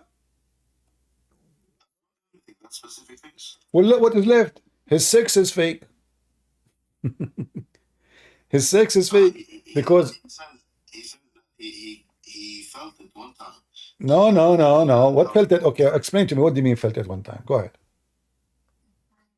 Means that he imagined that he had sex with his wife one time. One She time. said, Can you give me the reference? It says one time.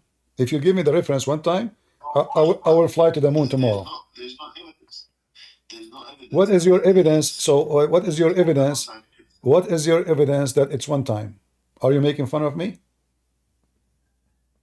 No, I'm not making fun of you. Do you think I'm naive? You can say those things to me the same you say it to those American? Give me the reference. It was only one time. No, I was saying that there's no evidence of him doing more than one time. So There's no evidence. What if I provide evidence? no problem. Go. But a second ago you said there's no evidence. Huh? A second ago you confirmed there's no evidence. A second after, okay, show me. No, you said you were sure. You said there's no evidence, you know, and you are. That indicate. I like the indication thing, you know. All right. So let us see if there is evidence or not. Let us go and see some hadith. Give me a second.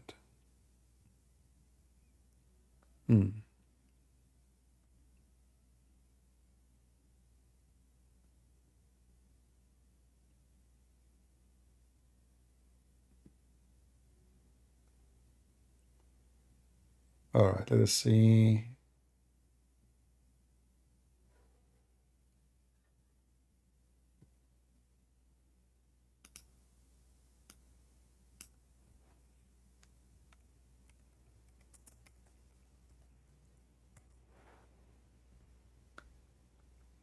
Look how many times it says your prophet. He imagined himself doing things, but in fact he did not. But let us see.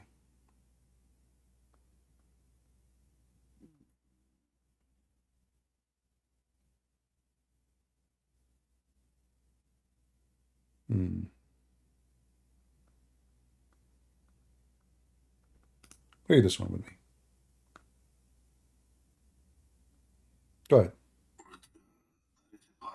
The prophet continued for such and such period, imagining that he slept, had sexual relations with his wives, and in fact, he did not. You said to me it was only one time. You said to me there's no proof. No, you said you were confirming, you were sure, and you said there's no proof. So now it's confirmed. Okay, so now it's confirmed. So now it's confirmed. It's confirmed that he have that for a long period. Such and such. I did not say how. Muslim scholars say a year. So now we have Muhammad. He imagined himself doing things, but in fact he never did. Correct?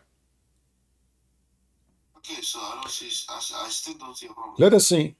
Muhammad, he hears stones talking to him, but nobody heard it. Correct? Muhammad, he heard trees talking to him, but nobody heard it.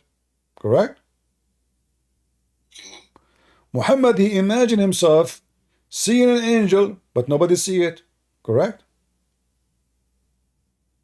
Correct. So what is the proof that Muhammad is a prophet? Now it's a different topic. No, it's not. Everything this guy he do is imaginary. Look how many times, not only about sex, even doing things, the prophet, he imagined himself did a thing. In fact, he did not. Not only sex, everything. It says here that he began to fancy. This is your translation. Began to fancy of doing a thing which he has not actually doing. So your prophet now imagine himself having sex in the front of. There is people around him. His wife, she is watching. Muhammad is grabbing something. He think he is grabbing his wife, having sex with her. He was doing that in the front of her. Huh? No, this is da'if. Yeah, because it's da'if. We can make it sahih. No problem. Here we go. We go down. It's sahih. Al-Bukhari. Okay, so. So a second ago, we find escape. Oh, this is da'if. I told you this is da'if. Come on, see? Well, everything I showed you now is. I'm just showing you how Muslims, they neglect anything will make Muhammad look bad. So now it was da'if. Oh, I told you da'if. You know, da'if is true. Sahih is true. That's why it is in the book, my friend. This is why it's in the book. So your prophet obviously is mentally ill. He takes shower with dead dogs, women blood, garbage, stinky, shitty stuff, and he imagined himself doing things in fact he never did. What is the proof that Muhammad, he went all the way to the seventh sky to see Allah? It does any proof? It does any witness? He proved it to the people of Medina. How he proved it? In fact, no. People, they start leaving Islam when he said that. Go read it. People, they start, this is why. Prophecy that there is a caravan. My friend, first of all, this is all is a false story. Let me ask you. When Muhammad, he went to heaven, who he saw there? Prophets. I thought the prophets all are dead. Are they resurrected yet? No, they're not resurrected. So how he saw them there? No, he saw them in the heaven. Because No, they are not. He saw them in the heaven, not in the barzakh. No, my friend, don't. They are dead. You don't go to the barzakh and dead. You are dead. You are dead. You are in the grave. You are in the grave. yes, but Okay. So now, did your prophet see living people in heaven? In heaven number 1, heaven number 2, heaven number 3. Did he see the living prophets living in heaven number 1, number 2, number 3, number 4? Did he see them there? He did not see them in barzakh. He named even what heaven it is, correct? yeah, of course, but Okay, so how they are dead? How they are dead? What barzakh? We are talking about the second heaven, the third heaven. This is not barzakh. You are inside the heaven. What barzakh? okay, that has nothing to do with what the state of Barzakh is. No, you are dead. You are, my friend, you are dead. Did Allah resurrect? Did Allah resurrect them yet? Dead in body, not soul. What? Your soul is still alive. Is he saw their soul, or he saw men in heaven? He saw their soul because there's no man in heaven. Can you show me where it says he saw their soul? Is since when soul is visible? Because we can do qiyas that when Allah says that What qiyas? Okay, show me the qiyas. Go ahead. Qiyas. yes, so when Allah resurrects us, Uh-huh. we are what souls, right? No, when he resurrects you, he reunite the soul with the body. He is not resurrecting the soul. He is, this is what resurrection mean. Reuniting two things, the body, the flesh, with the soul. So now you are back to the normal stage again. And when your prophet, he went to the heaven, he saw men, he did not see souls. What soul's the problem? Well, if they are dead and they are not resurrected, Muhammad is fabricating a story. He did not see them. We just proved that Muhammad, he imagined seeing things. Right? He imagined seeing things. The guy, he cannot be trustworthy. He imagined. Even his sex is fake. So how we can trust that Muhammad saw an angel? Like when Muhammad was imagining for such and such a period, how many Quran he received which is imaginary? As long as the guy is out of control, he imagined himself.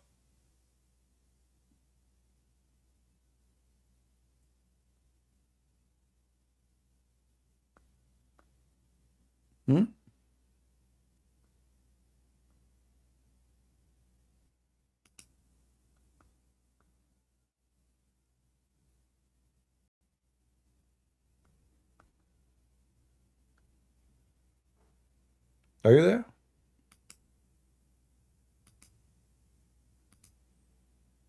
Are you imagining yourself talking to me now, or you're not talking? Can you hear me? Can you hear me? Now I hear you. Go ahead. So here your prophet speaking about an animal, huh?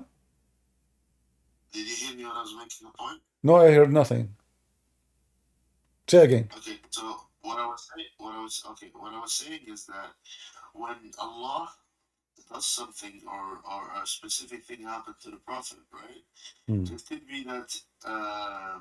be that yani, the things that Allah gives the prophet, it gives proof that this specific individual is a prophet. So you cannot just conclude because he is not in he didn't. We don't have evidence that Jibril saw him in the cave. Give me the evidence. Okay, give me the evidence that Muhammad, he is a prophet. This is the evidence. He went to 7 heavens That's not in the top of a flying. Okay, hold on. The flying donkey is used for what purpose? flying dog. What do you mean, Barak? Uh-huh. Why it's called Buraq? Do you know? Why it's called Buraq? It comes from the word Barak. It's mostly like Light. Sari or Yeah, flying. Barq is like thunder, right? The light of the. Okay, so that means this is his speed, correct? At the speed of Barak. Speed of light, correct? Yeah. Okay. You can say that. All right. So when you're a prophet in the Quran, he says that the angel, it take them 1,000 years to go down from heaven to earth. How you're a prophet, he was able to go to heaven and come down in a few hours when he is in the company of someone, he have the speed of light and he is an angel too. It's a metaphorical. It's a metaphorical. No, Explanation. no, you can read all no, there's no interpretation say metaphorical. A second ago, Muhammad donkey is real, his trip is real, and now it's a We metaphorical. don't say it's not real. We say that All right. the name of him is given metaphorically. Means that he's not real. A second ago, you agree with me that his speed is the speed of light. A second ago, before I say this, you agreed. Look how you change your position. You know, look, it's like every dancing. You shake the left and right. Don't change my position. I said that, but it comes from the word bark.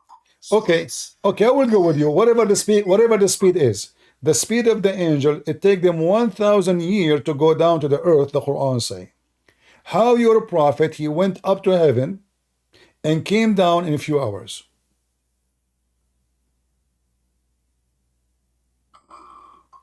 What they call it? Maybe it's a miracle. Ah, maybe no, because simply he is using a donkey, and Jibril is with him too. And not It's nothing still doesn't what? go against my understanding.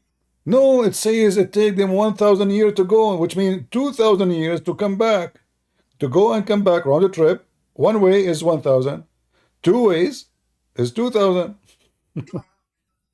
So, You stop and so the story of Muhammad contradict the story of Muhammad same time. When you're a prophet, he went. Okay, hold on. When you're a prophet, he went up to heaven. Huh? At what time he went? At what time he went?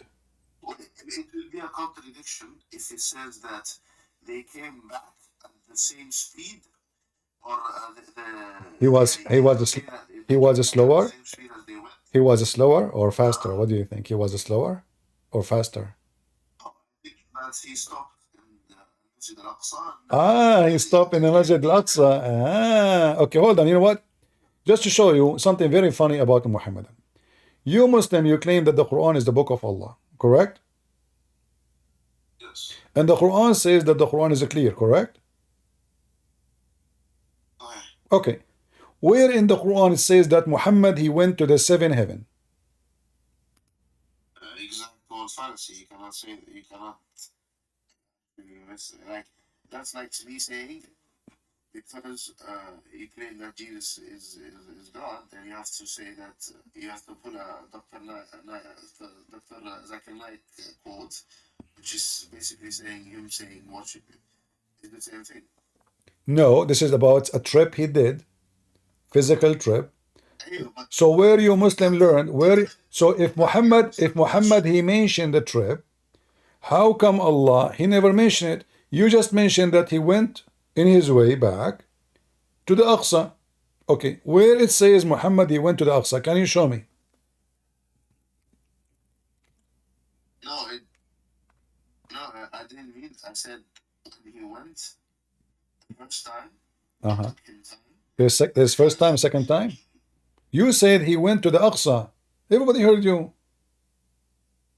Yeah, Okay, where you learn this from? Is that in the Quran? Yes, in Surah Isra. Okay, where? Show me. I'm going to learn from you. It's in front of you. سبحان الذي أسرى بعبده ليلا من المسجد الحرام. Okay, where it says this is Muhammad, and Muhammad he went somewhere, and where it says Aqsa, where it says the Aqsa, the one you have it now in Jerusalem. At that time, there's no mosque there. Where it says this is about Jerusalem, No, it's not where about it says, I want you to give me two things. Where it says that this is about Muhammad, number one. Go ahead.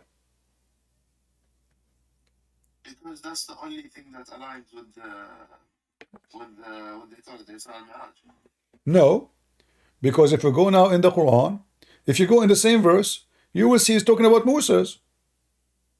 This is about Moses. That's the Mo no, this is Musa. This is you Muslim. You don't understand your religion. We're the Christian. We teach you. Listen carefully. Moses, God he commanded him. Listen, God he commanded him at night to go from the land of Egypt to where? To Sinai. The Aqsa is in Sinai, where God appeared to Moses, the forbidden land. So this is why the verse here it says Moses in front of you, and we gave Moses. This is about Moses. If you go, yeah, the forbidden land is where Moses he met with God. Where Moses met with God. This is a forbidden land. God he says to Moses, tell your people, don't enter this border. Whoever entered, he will be back. No, there is nowhere. This is not about the Kaaba. Okay, hold on. Let me show you something. Muslims are this is why the Quran says if you want to learn something, there's a verse about it says ask Christian Prince. If we go here, we see this. I will type this word, and you know Arabic.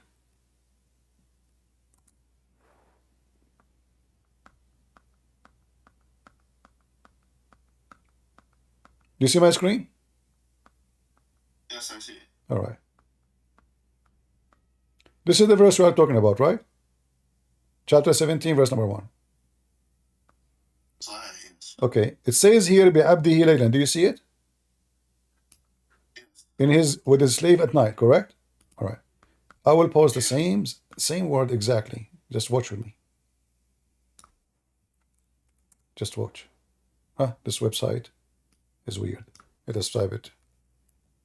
Yeah, if you type it,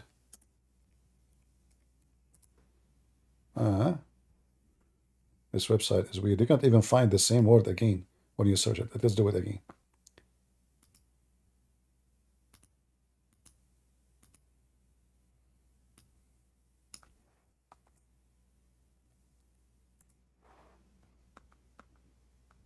Read with me carefully. Isn't this the same exactly? وَلَقَدْ أَوْحَيْنَا إِلَى مُوسَى أَنْ أَسْرِ بِعِبَادِي. Do you see it? We inspired Moses to do what? Isra. You see Asri? Isra. Yes. This is about Moses. To cross what? To cross the sea, escaping the Pharaoh. Let us continue. When Moses he left at night. Is that correct? Chapter 26, verse number 52. Read carefully. Again, it's about Moses. And we inspired Moses to do Isra. And you are going to be followed. Let us continue. It's about Moses, my friend. You Muslims. And we continue, actually. We are not done.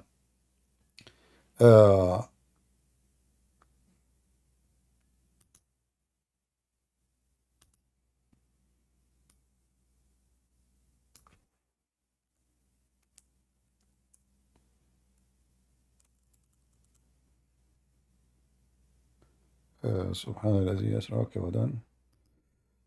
Which verse we will show you?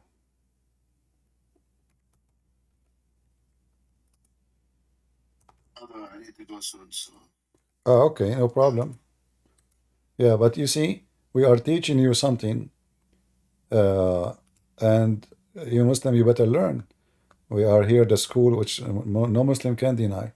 If we go Let us see. Here we go. Actually, I think we showed you this one already. No, I think I did not. Read with me, Allah.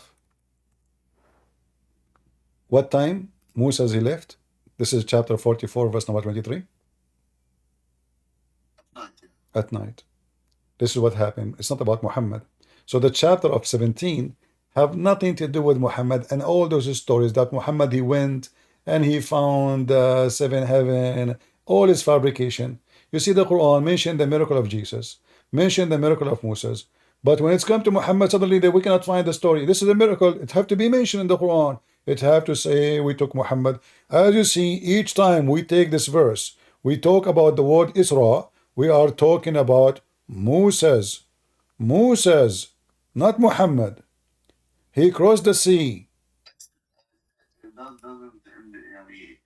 The position, just the positions of the specific events, just refute. No, you see, the position is that those hadith are fabricated hundreds of years after Muhammad, and the Quran. I'm talking about positions in the Quran verse that says that from al-Masjid al-Haram to al-Masjid al-Aqsa. Al-Masjid al-Haram is the forbidden land.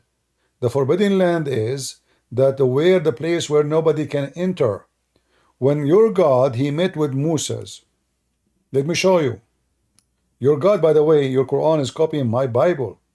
So when Moses, That's a different topic. no, it's not different topic. It's the same topic. You know, Allah. Clearly something is. Well, Allah, he command Moses to take off his shoes. Correct? Yes. All right. So he took off their shoes. Why? Because this is the forbidden land. This is a holy land, right? Yes, it's a holy land. That doesn't make Exactly. This is the Masjid al-Haram. This is where you worship God. And this is in the sacred. Do you see the word sacred? He said, but what is the al-Masjid al-Haram? Al-Haram. Yes, it is haram. This is where he bowed down to God. This is where he bowed down to God. This is now is bigger. This is even bigger because this is a valley. Mecca is valley. Mecca is valley too. Hold on. Mecca is valley, but this is about Moses. So, O Moses, take your shoes, for you are now. Okay, okay, my friend. You said you need to go take care. Okay, where is Musa going here? Where is Musa going here? Which what? Where is Musa going here? Or where did he find Allah? Or this is in the mount of Sinai, which your God he swear by. Your God he says, "Wattinu was Zaytun was Sinai." So, no, that's incorrect. That's incorrect. Really? Where your God he met? Where your God he met Moses? Yes, when he was going from when he was going with his people out of the tribe, right? He took them to go back to Pharaoh. Right? And I'm pretty sure to go back to Pharaoh. Yes, to go back to Pharaoh and show him his miracles because Musa left Pharaoh. Okay. And he went to sit in the tribe. Uh-huh. And when he got married, that he got kids. Yeah. Okay. Listen. You misunderstood me. When Moses he met with God, God commanded him to escape. Correct? Yeah, but that has nothing to do with Okay. No. Hold on. But when God he met, how many times God he met Moses in Islam? He met him 2 times. 2 times? When the first time? When the second time? Okay. I think it's 2 times. He went to him on the mountain, and then when he found him in the tree. When he found him in the tree, which location? It's from Egypt to his tribe. So the tribe was closer to Sudan, that area. He was closer to Sudan, not in Sinai. He was not in Sinai. So when your prophet, your God, he swear by Sinai, he swear by it for what reason? Which you mean Quds or what? No, Sinai.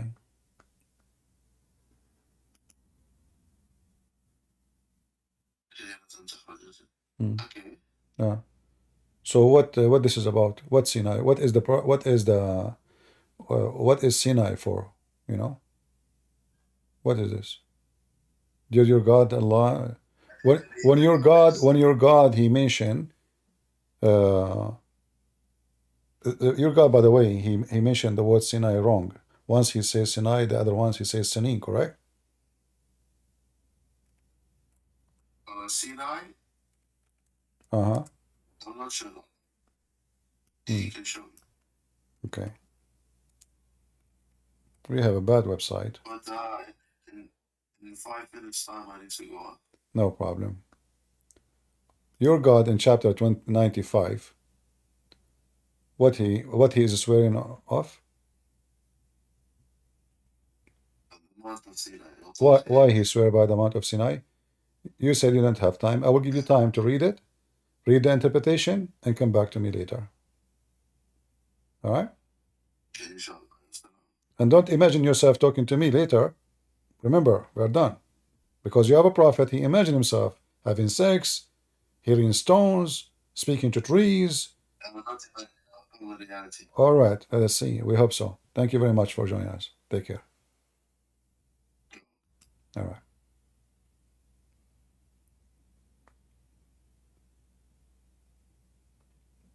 As you see, you know, like we went out of our topic, but it's okay.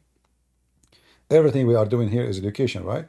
So we learn, and the purpose is, this is why I prefer to have a Muslim, so he can hear the other side of the story, because maybe Christian Prince is making things up, maybe he's lying, maybe he's not honest, maybe he misunderstood. So we present to the other person, the Muslim, to do his best to defend his religion, and you will see Islam is just a joke.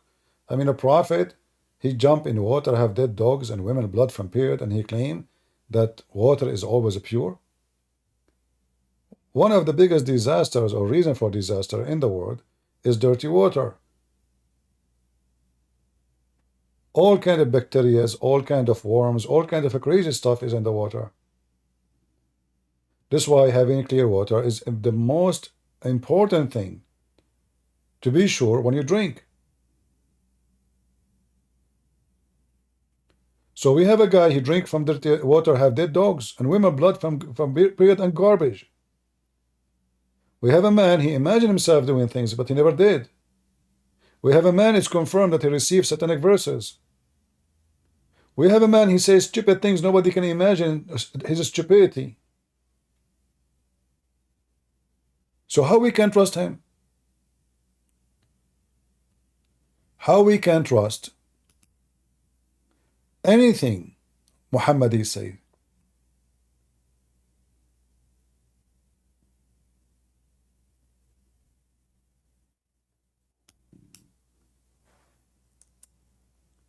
We cannot.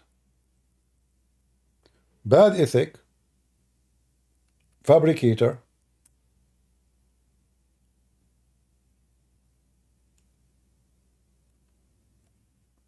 rapist,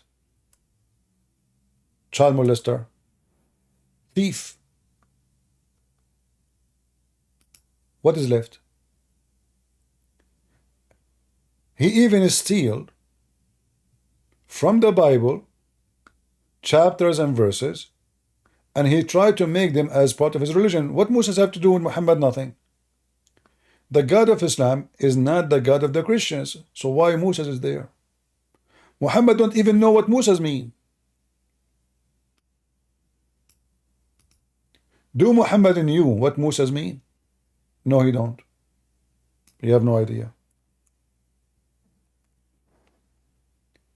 If you ask the Muslims what you call Isa, okay, what Isa mean? They don't know. Masih, they don't know what Masih mean. If you check what the Muslim believe about what the word Masih mean, you will go crazy. Even they say that because you have a flat feet. It turned to be the Messiah have a flat feet.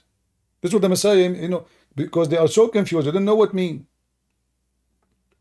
When Allah he swear by Yasin, do Muhammad knew what Yasin is? Ya is a word meaning God. Sin is the name of the God, and that is the moon God.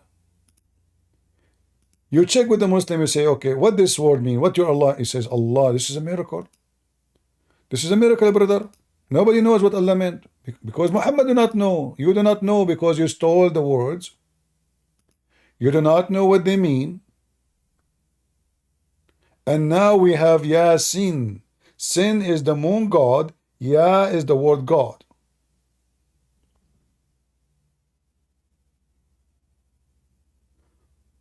If you go in the Old Testament, the Lord said to Moses and to Aaron,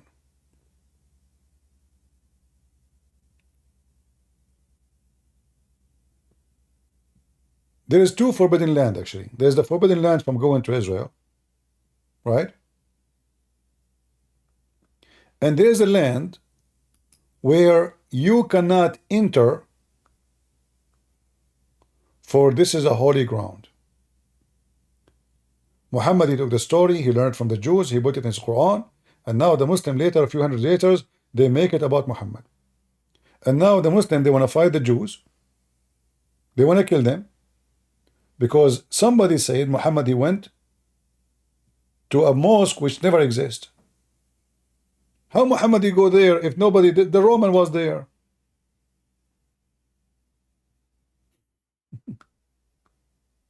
How Muhammad he go to a place never exists?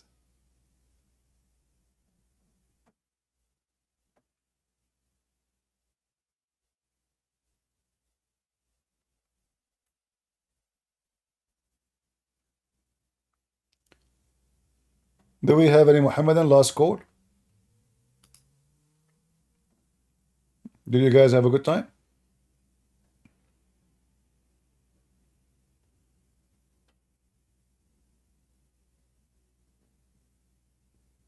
Did we learn something?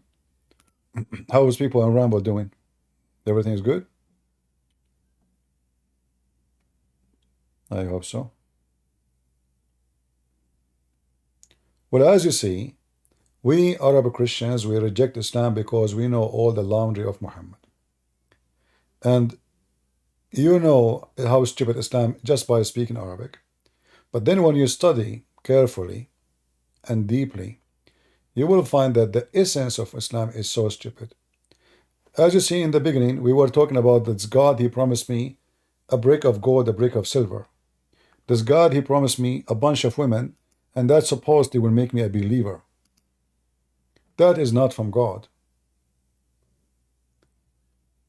The house of God in Islam is a nightclub where women are naked and they are just made for sex, not for love. You don't even love them. They don't even love you. They are just sex toys. And this is absolutely disgusting and satanic. Even if a human being, he like a woman, it doesn't matter how much sexual it is. Still, there's emotion involved, a human to human. Those are imported, produced, positioned just for sex. All of them, they have one name, one look, not like in the picture. Imagine you have thousands of women, all of them, their name is Hur. All of them, they have the same height, the same eyes, the same hair, the same name, the same voice, and they sing the same song.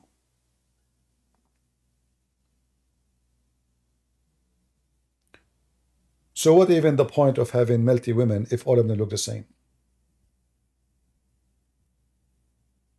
Who is the stupid here? Allah is fooling who?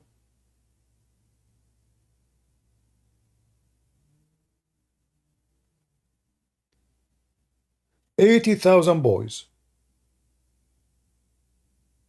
Even the God of Islam, he promised me banana in heaven. Banana.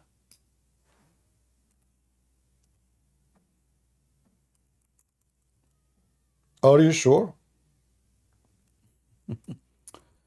Yeah,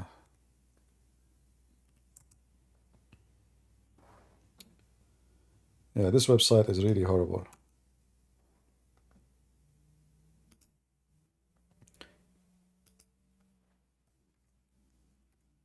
Allah will give you a bracelet one made of gold and one made of silver. What is this? One verse he promised gold bracelet. I mean, why a man will wear a bracelet anyway? You want to be pretty? You see, for me, one of the things I don't respect in men, when they start putting accessories on their body.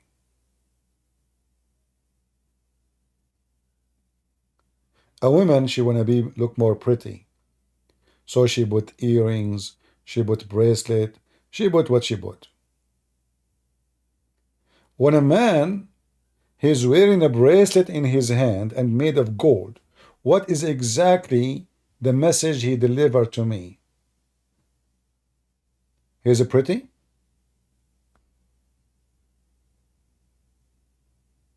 He look good? He's more attractive?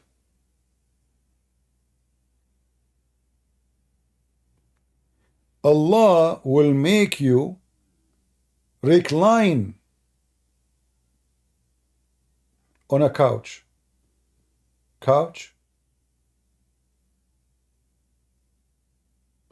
And you will wear a green silk cloth made in Iran by the mullahs of Iran. Imagine Muhammad, he copied a word which is a Persian word, istabraq.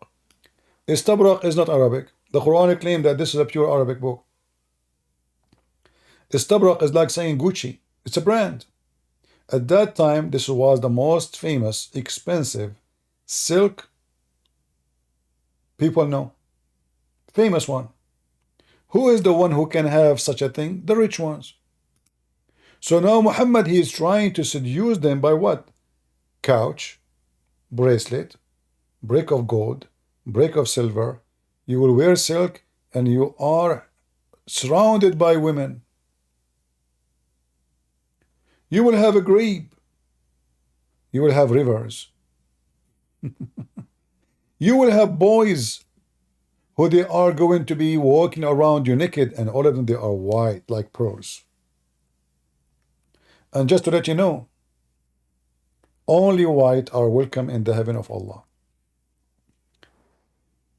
Only white, no black.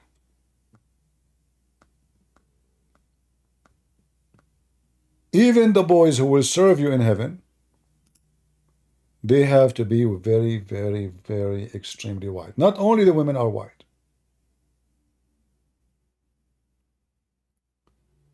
In fact, in the day of judgment, Allah want to be sure that all non-Muslim will turn to be black, because black in Islam is a penalty.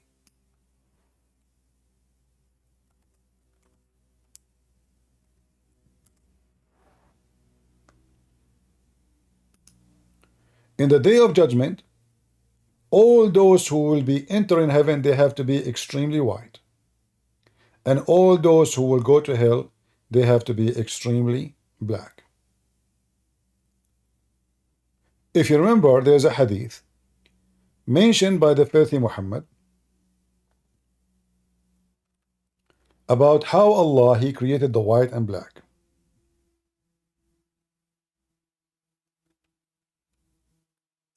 Allah he hit, if somebody can pause the hadith for you, Allah, he hit the right shoulder of Adam, and from there Allah created the white offspring.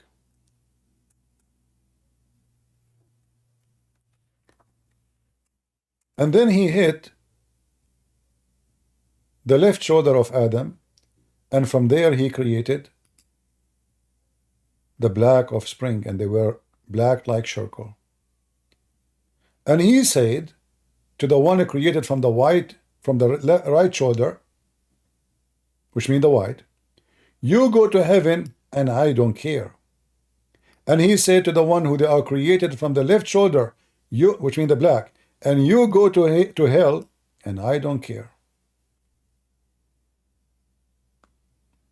This is Islam. We used to have this hadith in Al-Alam website Those cowards, because we use it many times, they took it down. Can you believe it?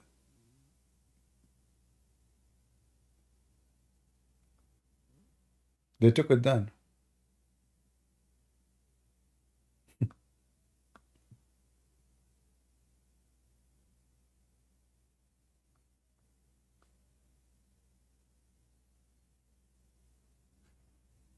But we can find the reference, no problem.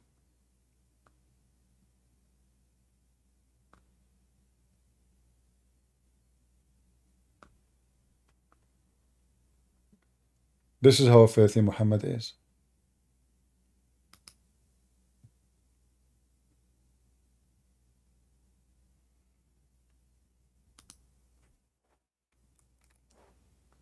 And by the way, this is a Sahih hadith. Because we know the game, they will say to you is not Sahih. As usual. See in Arabic here, it says Sahih.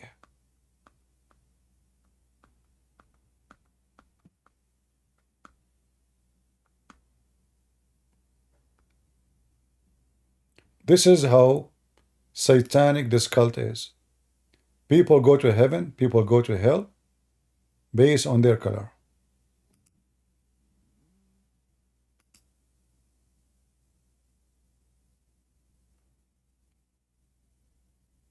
You notice here when he mentioned the right shoulder. In Islam, the right hand is the hand of righteousness.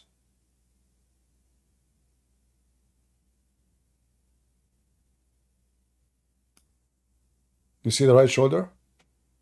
The white people are coming from the right shoulder, which means they are the righteous people, they are good people.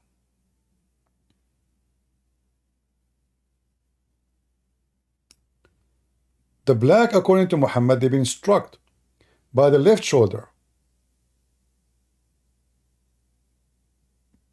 And black people, they come offspring black as circle. Then he said to the party from the right shoulder, which means the white, you go to paradise, and I don't care. And he said to the party from the left shoulder, you go to hell, wala ubali, and I don't care. And then they say to you, Islam is religion of God. And by the way, here it says Sahih, authentic.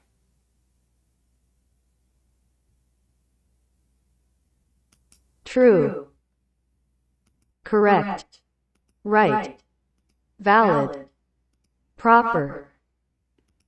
The translation of that word, Sahih. So when a Muslim, he says to you,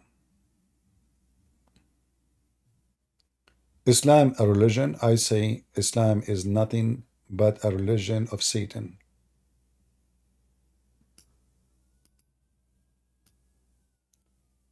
This man is evil. Nothing about him is good.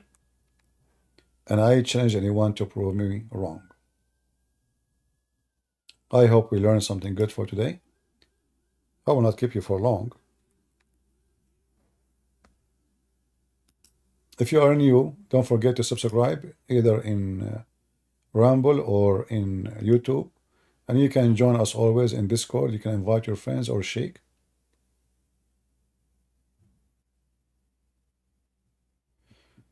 Bilal Al-Kind saying, how you are going to stop avalanche of your Christian women converting to Islam? I don't know. I think your prophet, he gave the answer to you. Your prophet, he says, Islam will go small as it started, and even he said, is going to go back like a snake going back to its hole. So look like your prophet is a fool. He's saying something, again, false prophecy. However, my friend, the avalanche of Muslims, women and men leaving Islam is by tens of thousands. According to Al Jazeera TV, 6 million a year they leave Islam. And the Sheikh was crying. Go watch the program. 6 million. How many people convert to Islam a year? You lose way more than those who convert. You are talking about the avalanche. I can go right now and I can get you a video from Mimi Hijab and Mufti Mink. speaking about avalanche of Muslims leaving Islam. You wanna hear it? I can look for it.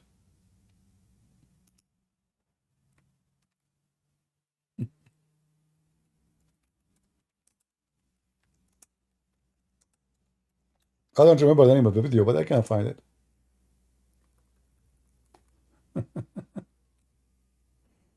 Hold on.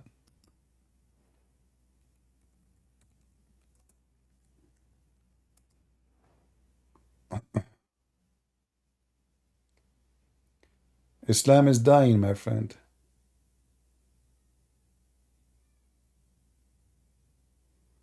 I found a video made by Apostate Prophet about it, but I want the original one. Let me see if I can find it. Yeah, here we go. Just a second. Are you ready? This is your Mimi hijab. And this is your Mufti Ming. And this is the drama. This is the. I mean, I was reading something from Pew Research that said in America 24% of Muslims apostate. As much as we say Islam is the fastest growing religion in the globe, I want to tell you something that I've studied. Okay. It's the religion with the large number of defectors, the largest number of defectors.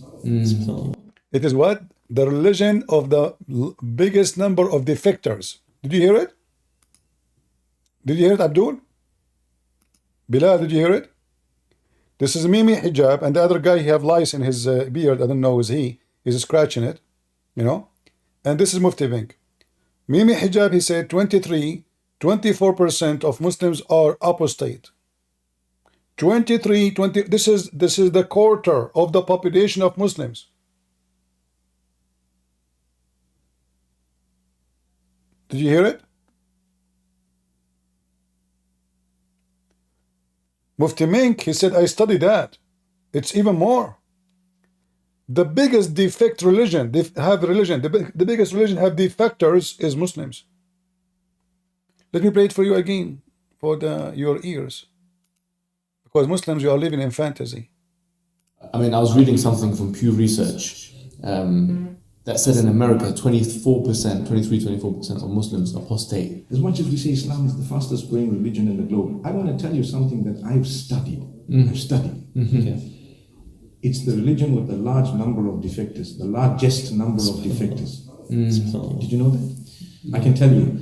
That doesn't mean the number of defectors is more than the number of those who enter, but from all others, those who are leaving Islam, and you don't even know, people are living in your home, and it's second, third generation in the Western world, they're not even Muslim. They're not even Muslim. They don't care about Islam, but their name is Muslim, and you think they're Muslim because they're in the situation.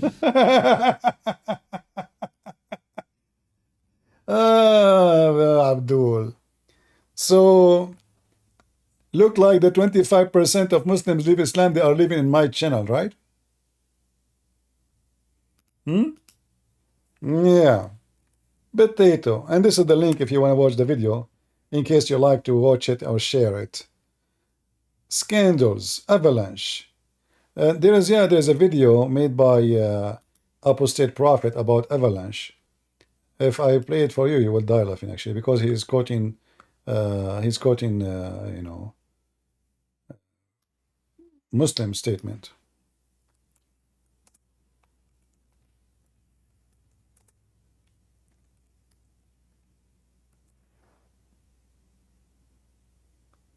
All right, let's see.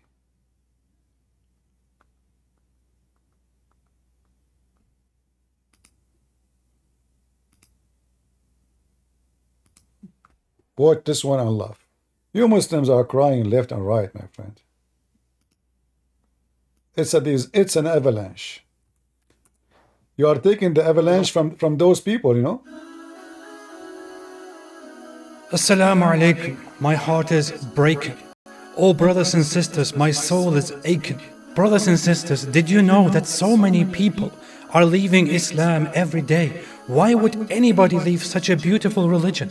Why would they choose to become a sick disbeliever instead? A'udhu billah. Brothers and sisters, 100,000 Muslims are leaving Islam every single year. Over 100,000 Muslims leave Islam every single year. I'm telling you, this is serious stuff. This is not a joke. This is not a joke, brothers and sisters. Yes, we say that there are 1.6 billion Muslims in the world, and Islam is growing day by day. But the standard narrative has holes. And we are not proud of that. And we're not proud of that. Apostates are everywhere. They are among us. They are even people who memorize the Quran. They are copies of the Quran. The youth are full of doubts. Our youth are full of doubts. And we tell them, doubts? What doubts, man? Doubts? What doubts, man? Have some guts, be a man. Have some guts, be a man. But nobody is answering their questions. And nobody's answering their questions. We tell them to stop questioning and to stop being emotional, and we tell them to be a Chad. Be a Chad, you can do it, I believe in you. But instead, they choose to be bad. We've seen this happen, unfortunately. We've seen this happen to a lot of people. If it continues like this, your child is going to become an apostate. Your child is going to become an apostate. Imagine your child, the child that you are raising, could end up with the disbelievers, with the kuffar, and go to hellfire. Hellfire will want to swallow them. Hellfire will roast them. Roast them. Toast them. Toast them. Break them. Break them. Shake them. Shake them. Hellfire will annihilate them. Will annihilate them. And the rest of us will be watching. We'll be watching. Brothers and sisters, we must act now. We must do something about this. And what you can do is to donate to our channel so that we can do something. May Allah keep us firm, never let us go astray. May Allah keep our children firm. If we don't take constructive steps now, this is going to become an avalanche. It is going to become an avalanche. A tsunami. A tsunami.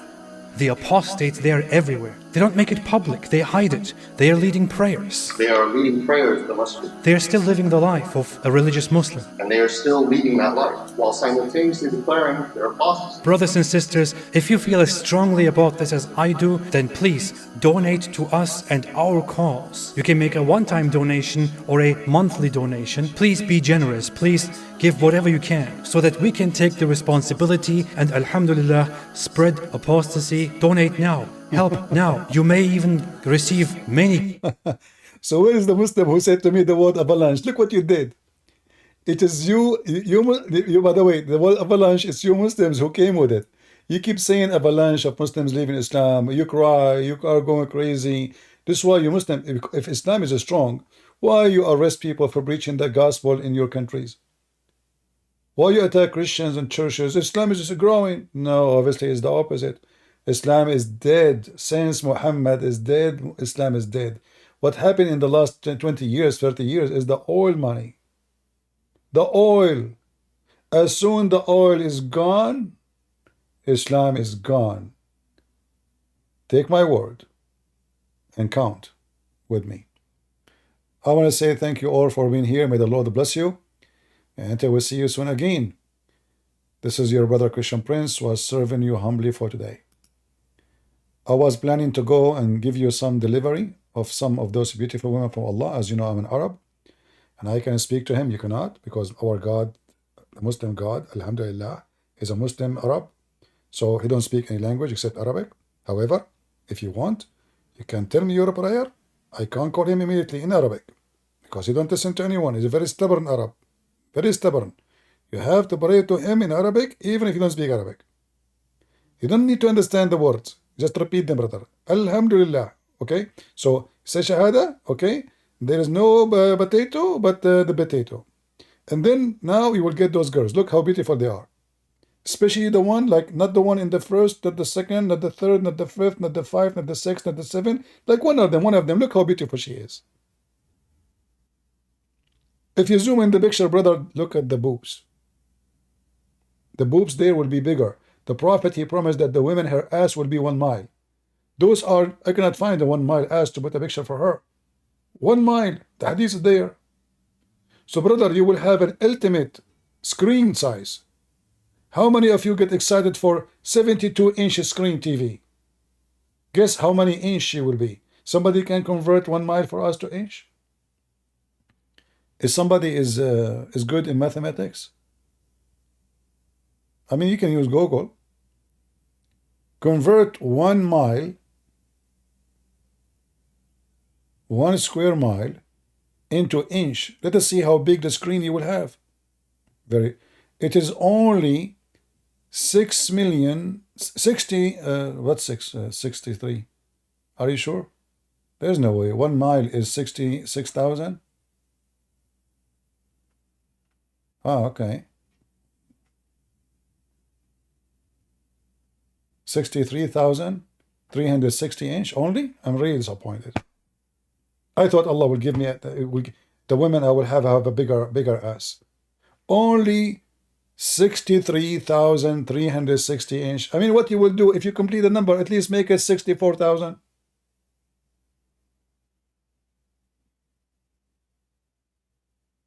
However, you notice it is 69. Subhanallah. Subhanallah. This is how you know that the God of Islam must be the true God.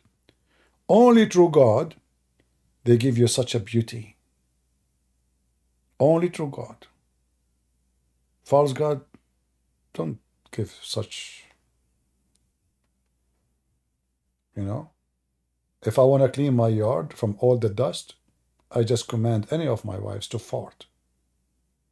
All the dust, including the trees, will fly. Hurricane. A fart of methanol. I can burn everything. I can burn my enemy. Command her to bend over, fart in the direction of the enemy, and light a fire. Guess what? Methanol is a flammable. You will burn them all. So you can use this woman for multi-purpose. Her ass there's a wisdom behind the big ass. There's a huge wisdom of Allah behind the big ass. And Allah, He says your penis will be in this, and her vagina will be in this. I don't know how that will work. How her ass is 1 mile, but her vagina is in this. Look like the vagina will extend from the other side. Very complicated. Only Allah knows how He make His promises when He is drunk. Thank you. God bless you. And God is good. So is Jesus. And no good in the God of Islam. He is filthy, He is stinky, and He is pervert. See ya. Bye-bye.